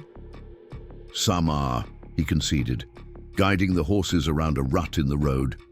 "But Shadow Canyon borders traditional Navajo grazing lands. The boundaries aren't as clear as government maps would have us believe." The complexity of frontier relationships was revealing itself to be far more intricate than the simplified narratives she had heard back east. Before Ellie could pursue the subject further, a rider approached from the direction of the ranch, his horse moving at an urgent pace. "That's Tom Bradley," Jeremiah said, frowning. "Works the north pasture for me." He pulled the wagon to a stop. As the rider reached them, his expression grim. "Mr. Collins," the young man acknowledged, then nodded briefly to Ellie. "Ma'am, sorry to interrupt, but there's trouble at the ranch. Fence along the creek boundary's been cut. Dozen head missing, at least." Jeremiah's face darkened. "When?" "Must have been last night. Found the damage at first light. Jake and I tried tracking, but the trail leads up toward Shadow Canyon." The implication hung unspoken in the air. "Get back to the ranch," Jeremiah directed after a moment's thought. "Tell Jake to check the rest of the perimeter. Make sure there aren't other breaches. I'll be along directly." As the rider departed, Jeremiah turned to Ellie, conflict evident in his expression. "I need to see to this," he said apologetically. "Cattle represent a significant investment." "Of course," Ellie replied, understanding the seriousness of the situation. Livestock wasn't merely property, it was livelihood, security, future. They completed the journey in tense silence, Jeremiah clearly preoccupied with the reported theft.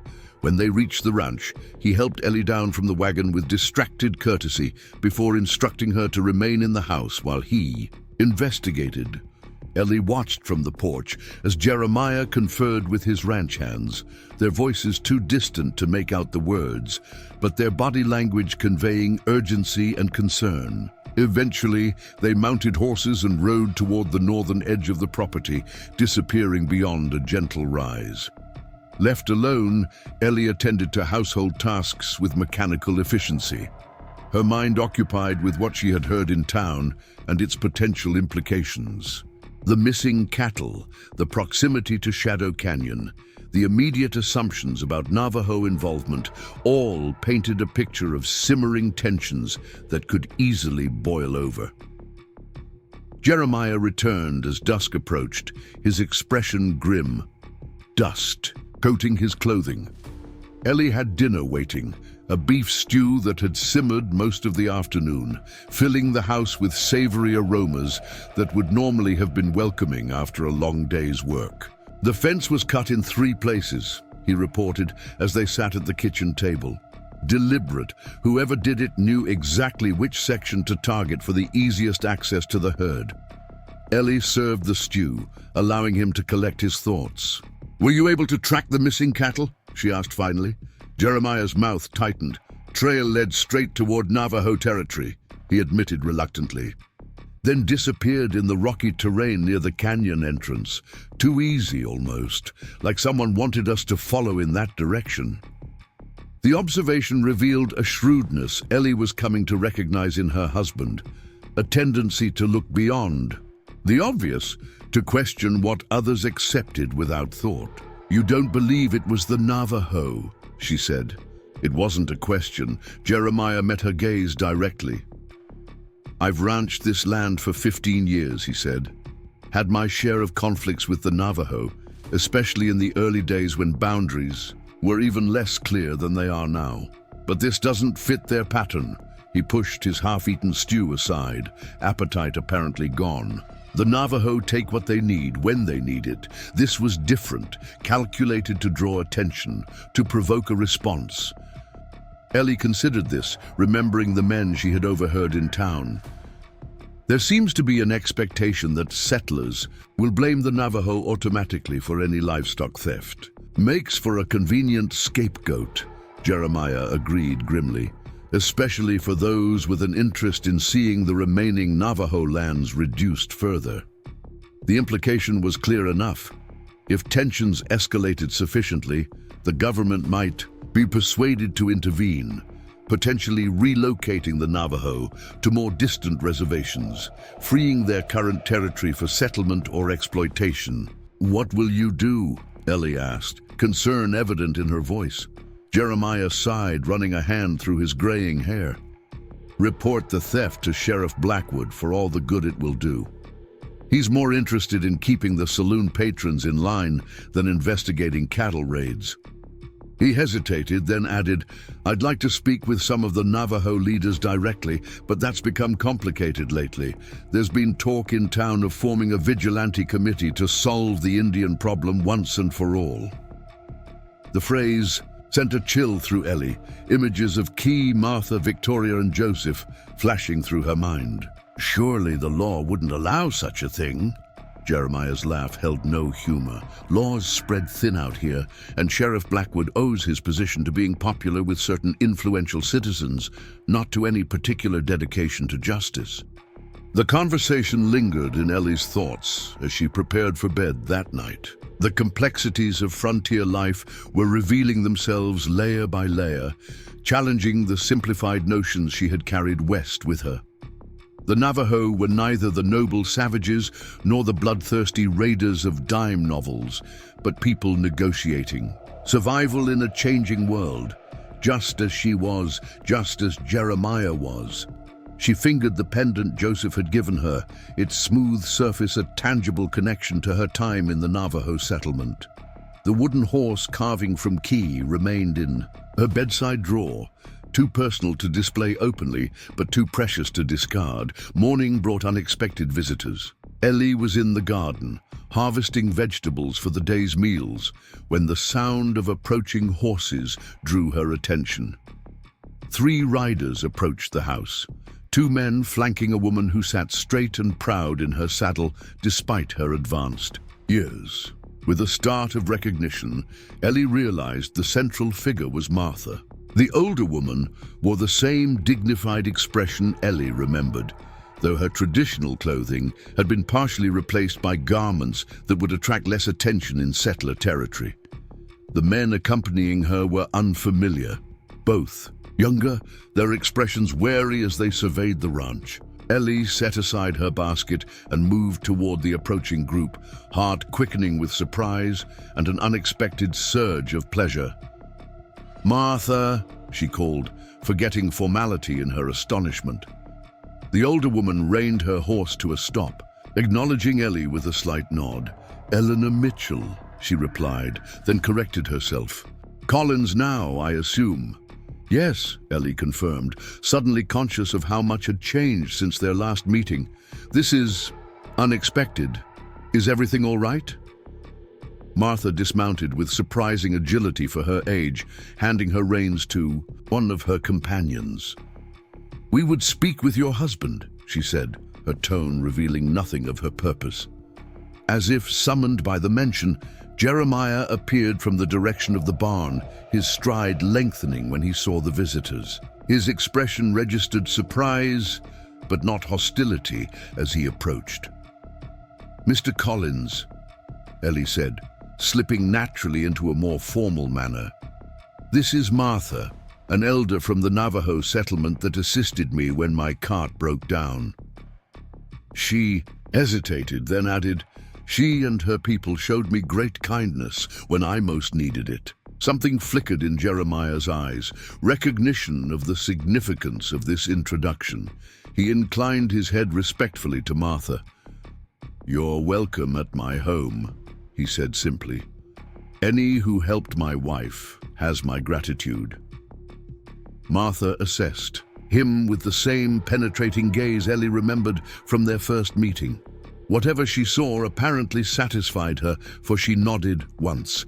"We come on important matters," she said. "There is trouble brewing that concerns both our peoples." Jeremiah glanced at the ranch hands who had paused in their work to observe the unexpected visitors. "Best we talk inside," he decided, gesturing toward the house. The small group gathered in the kitchen, the most informal room in the house and therefore the least laden with the uncomfortable symbolism of settler dominance. Ellie busied herself preparing coffee, a task that gave her hands something to do while her mind raced with questions.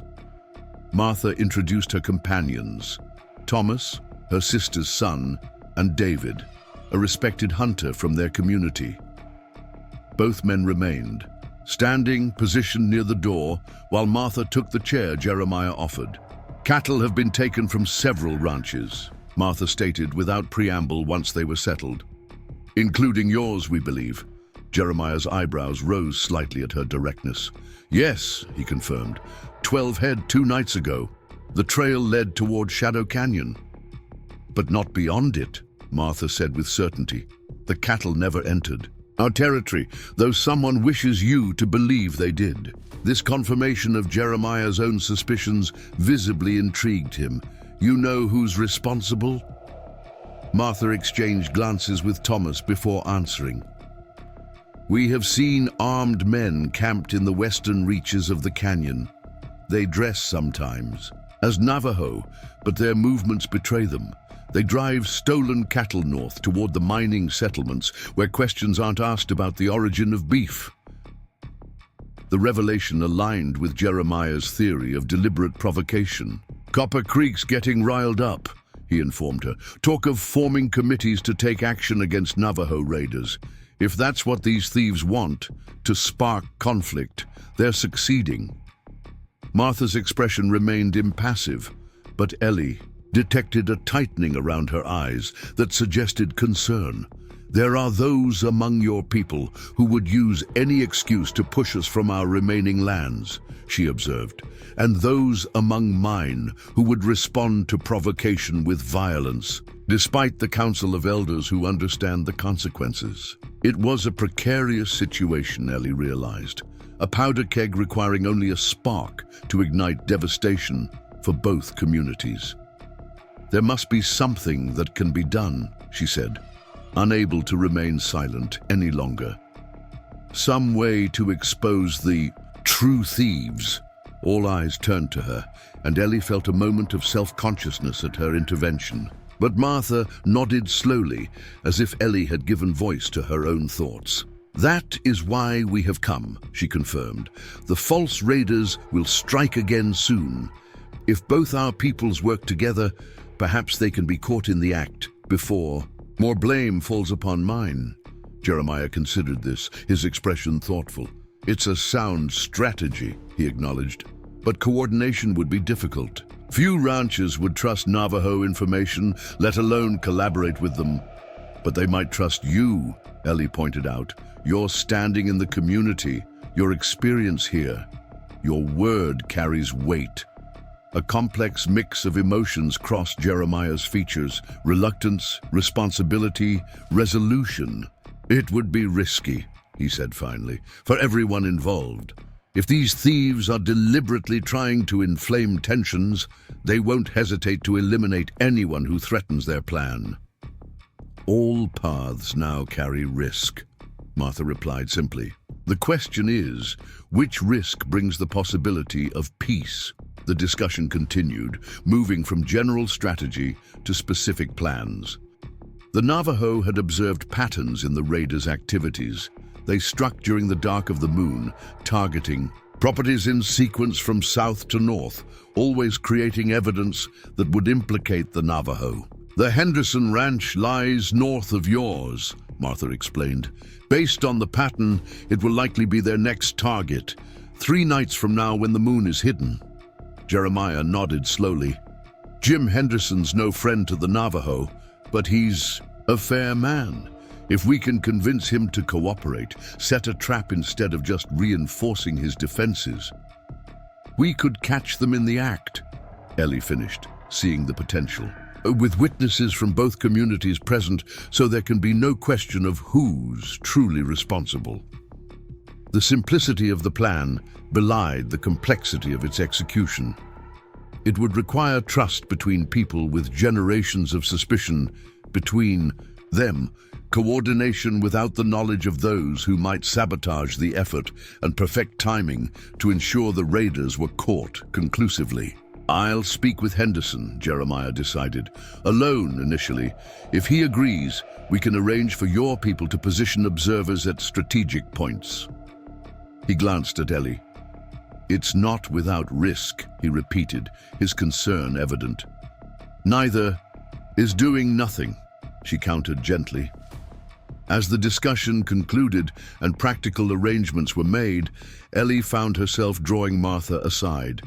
"How is everyone?" she asked, the question encompassing all those who had shown her kindness during her time in the settlement. Martha's expression softened slightly. "They fare well enough," she replied. "Victoria speaks of you often. She has begun work on a wedding blanket, though I tell her it comes rather late." There was a hint of amusement in the older woman's voice. Ellie smiled at the thought of Victoria's enthusiasm. "And Key?" she asked, the question slipping out before she could reconsider it. Something knowing entered Martha's gaze. "He rides with the hunters more often now," she said carefully. "Searching our borders for signs of the raiders, his wounds have healed."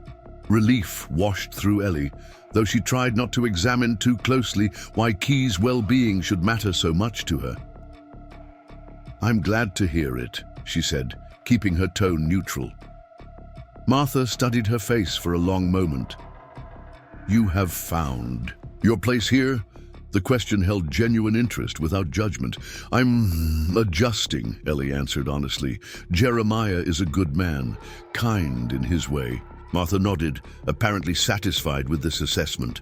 There are many forms of kindness, she observed, and many kinds of good men. With that cryptic statement, she moved to rejoin her companions, leaving Ellie to wonder at her meaning. As the Navajo visitors prepared to depart, Jeremiah approached Ellie, where she stood on the porch, watching the preparations. "You never mentioned your time with them in much detail," he said quietly. "I'm beginning to understand why." Ellie glanced at him, uncertain how to interpret his tone. "It seemed complicated to explain," she admitted. "I wasn't sure how you would receive it." Jeremiah's gaze remained on the Navajo as they mounted their horses. "I've lived alongside the Navajo for 15 years, he replied. "Fought with them at times, traded with them at others, learned to respect them eventually." He turned to face her directly. "What I haven't done is trusted them with something as important as this. That's a step beyond my experience." The admission revealed a self-awareness Ellie hadn't fully appreciated until that moment. "Trust has to start somewhere," she said softly, "on both sides." Jeremiah nodded slowly, his expression contemplative. "Perhaps that's what this territory needs most, people willing to build bridges rather than burn them." His hand found hers, squeezing gently. "You're full of surprises, Ellie Collins." She returned the pressure, feeling something shift between them, a new understanding perhaps, or the beginning of a genuine partnership beyond their arranged marriage. "Let's hope we have more pleasant surprises ahead than unpleasant ones," she replied, watching as Martha and her companions rode away, carrying with them plans that might determine the future of both their communities. 3 days later, as dusk settled over the landscape, Ellie stood at the window of the bedroom she now shared with Jeremiah, watching him ride away toward the Henderson ranch. The trap was set, Navajo observers positioned along the canyon rim, ranchers and their most trusted hands concealed near vulnerable sections of Henderson's fence line. If Martha's predictions proved accurate, the raiders would strike shortly after midnight. Jeremiah had been adamant that Ellie remain at their ranch, safely distant from any potential conflict. She had agreed readily enough, understanding that his concerns stemmed from genuine care rather than any doubt of her capabilities. In the short time they had been married, a tentative affection had begun to develop between them. Not the consuming passion of romantic tales, but a steadier warming, like banked embers gradually strengthening. As darkness claimed the land completely, Ellie moved through the house, securing doors and windows as Jeremiah had instructed. The weight of Joseph's pendant against her skin provided strange comfort as she completed her circuit, finally settling in the kitchen with mending to occupy. Her hands during the long wait ahead. The sound reached her just as the mantel clock struck 10, a soft scraping at the rear door, barely audible above the ticking timepiece. Ellie froze, needle poised mid-stitch, ears straining. There it was again, deliberate, not the random noise of wind or wildlife. Heart pounding, she set aside her work and moved silently to the drawer, where Jeremiah kept a loaded revolver. The weight of it felt alien in her hand, cold metal against her palm as she advanced cautiously toward the source of the disturbance. "Who's there?" she called, her voice steadier than she felt, the revolver held ready though not yet raised. Silence answered her, stretching long enough that she began to doubt her senses. Then just as she was about to retreat, a voice came, low, familiar, sending an unexpected jolt through her system. "Eleanor Mitchell." Only one person called her that now.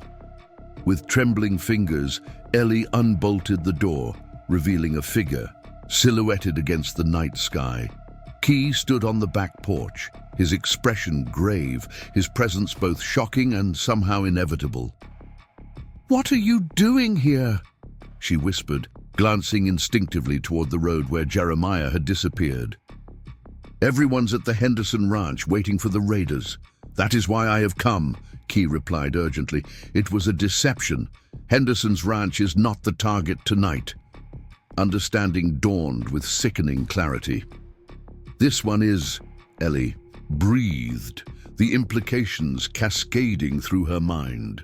The collaboration between settlers and Navajo, the careful planning, someone had learned of it, twisted it to their advantage. Yes, Key confirmed grimly. I found signs of men approaching. From the south, moving under cover of darkness. Martha sent me to warn you while others try to reach the men at Henderson's. Ellie's mind raced. Jeremiah and the most capable ranch hands were miles away. The few who remained were stationed at the furthest pastures, too distant to reach quickly. She and Key stood alone between the raiders and their target. How many? She asked, decision crystallizing even as she spoke. At least 6, Key answered, his gaze moving past her to assess the house's defensibility. Maybe more. Ellie nodded once, resolve hardening within her. Then we'll have to be enough, she said simply, stepping back to allow him entry. Come, inside. We need to prepare. Minutes stretched like hours as Ellie and Key prepared the ranch house for defense. They extinguished all lamps, plunging the interior into darkness that would hide their movements while they observed the approaching raiders. Furniture was quickly rearranged to create barriers near windows and doors. Jeremiah's hunting rifle and ammunition were positioned strategically alongside the revolver Ellie had already retrieved. We should try to hold them off until help arrives, Ellie whispered, peering cautiously through a gap in the curtains. The moonless night revealed little beyond vague shapes of outbuildings and the darker silhouettes of distant trees. Key moved silently beside her, his presence both reassuring and unsettling in its unexpectedness. If they believe the house is empty, they may focus on the cattle first, he observed. That would give us advantage. Ellie considered this, remembering what Martha had explained about the raiders' methods. They'll cut the fences first, she reasoned, then move the herd quickly north through Shadow Canyon. Yes, but to reach the best grazing pasture, they must pass near the house. Key's voice held the calm certainty of someone accustomed to assessing tactical situations. We may have opportunity to identify them before they realize we are here. Identification was crucial, not just stopping the theft, but proving beyond doubt who was truly responsible. Without that evidence, tensions between settlers and Navajo would only escalate, regardless of the outcome tonight. A faint sound from outside froze them both, the subtle snort of a horse being held to silence. Key gestured toward the west-facing window, and Ellie nodded her understanding. They would be coming from that direction, using the small copse of trees for cover. Shadowy figures emerged from the darkness. 4, then 6 men moving with practiced stealth toward the northern pasture where the most valuable breeding stock was kept. They wore clothing that approximated Navajo attire, though even at this distance Ellie could see the disguise would not withstand scrutiny. I recognize one, Key whispered, his voice tight with controlled anger. The tall one.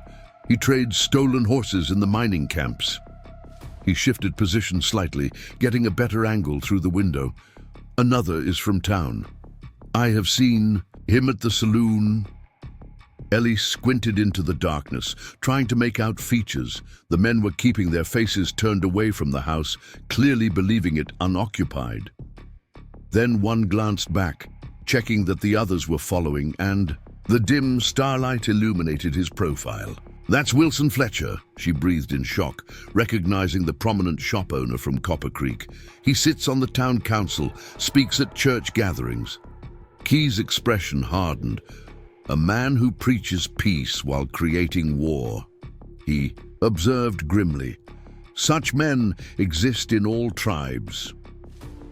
The raiders reached the fence line and began working with metal cutters, the faint snipping sound carrying clearly in the still night air.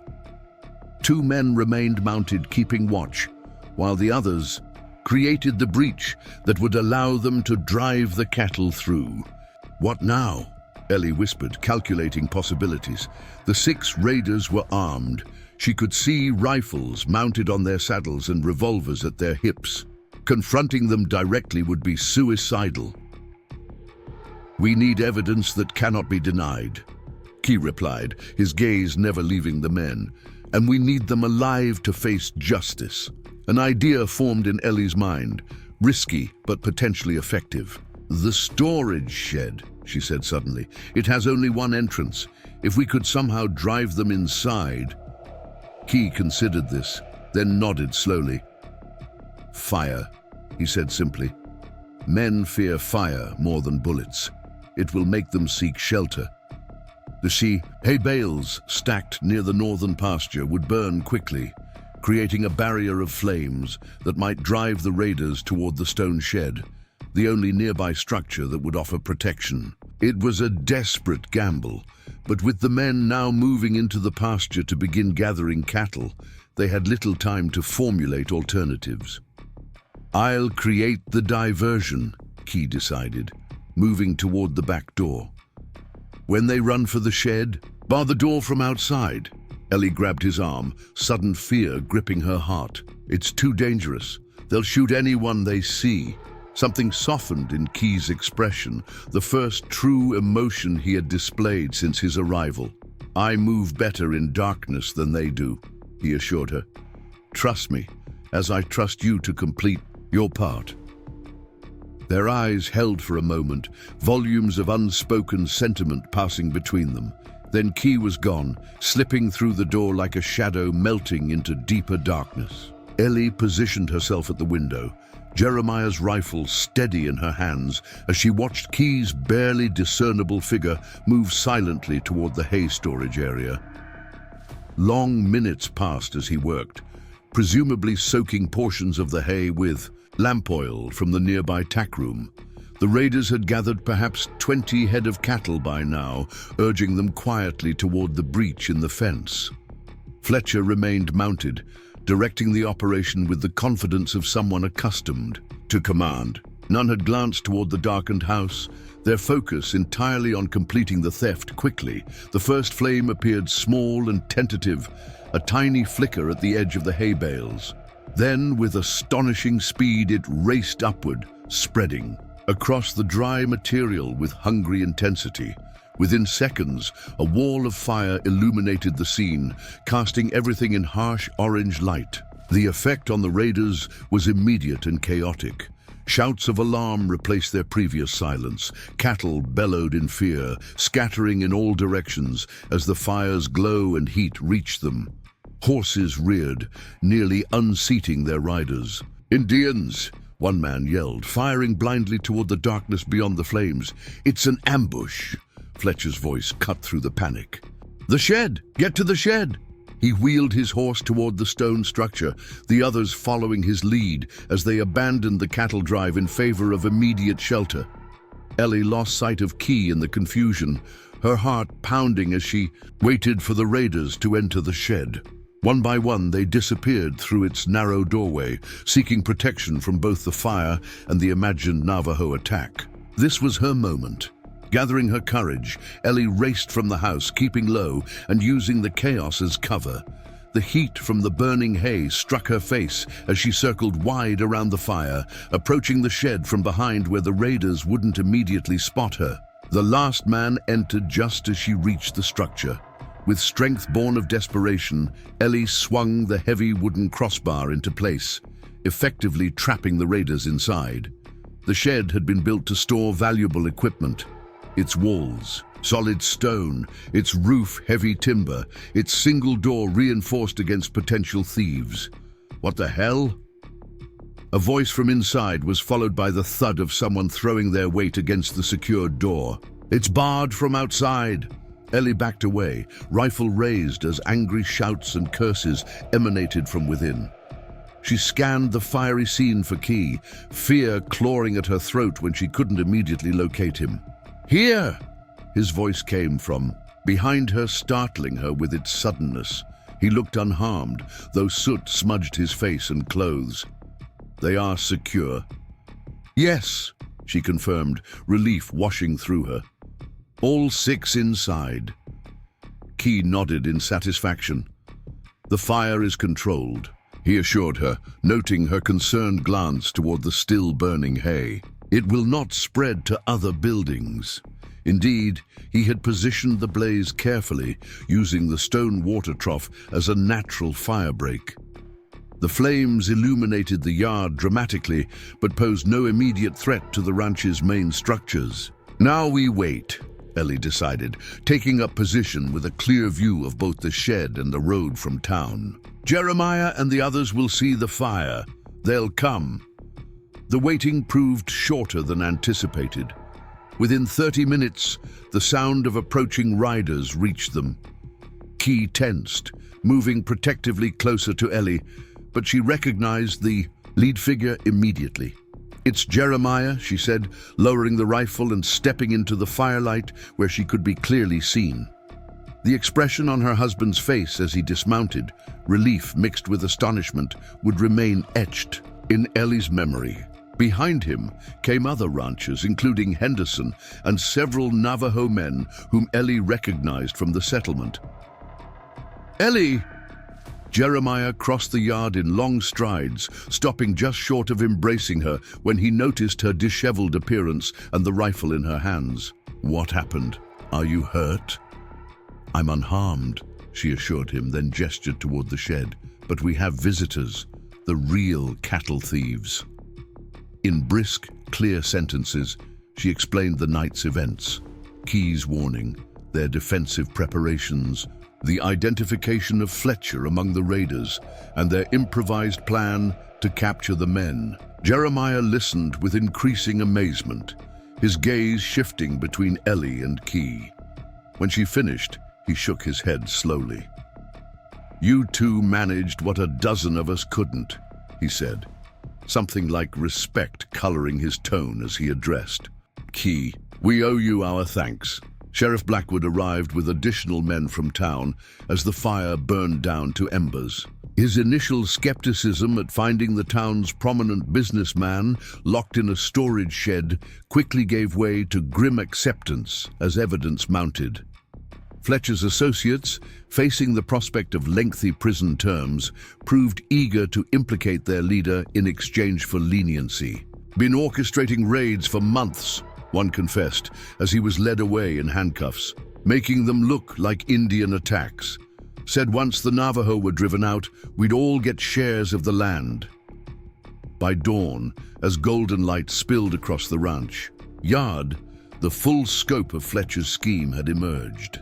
As a town councilman with investments in the mining operations north of Copper Creek, he stood to gain substantially if Navajo territory was open to exploitation. The cattle thefts had been merely a means to an end, creating sufficient hostility to justify a coordinated effort to remove the Navajo permanently from the region.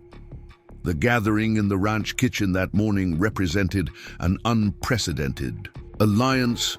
Jeremiah and neighboring ranchers, Martha and other Navajo elders, Sheriff Blackwood, and various townspeople drawn by news of the night's events.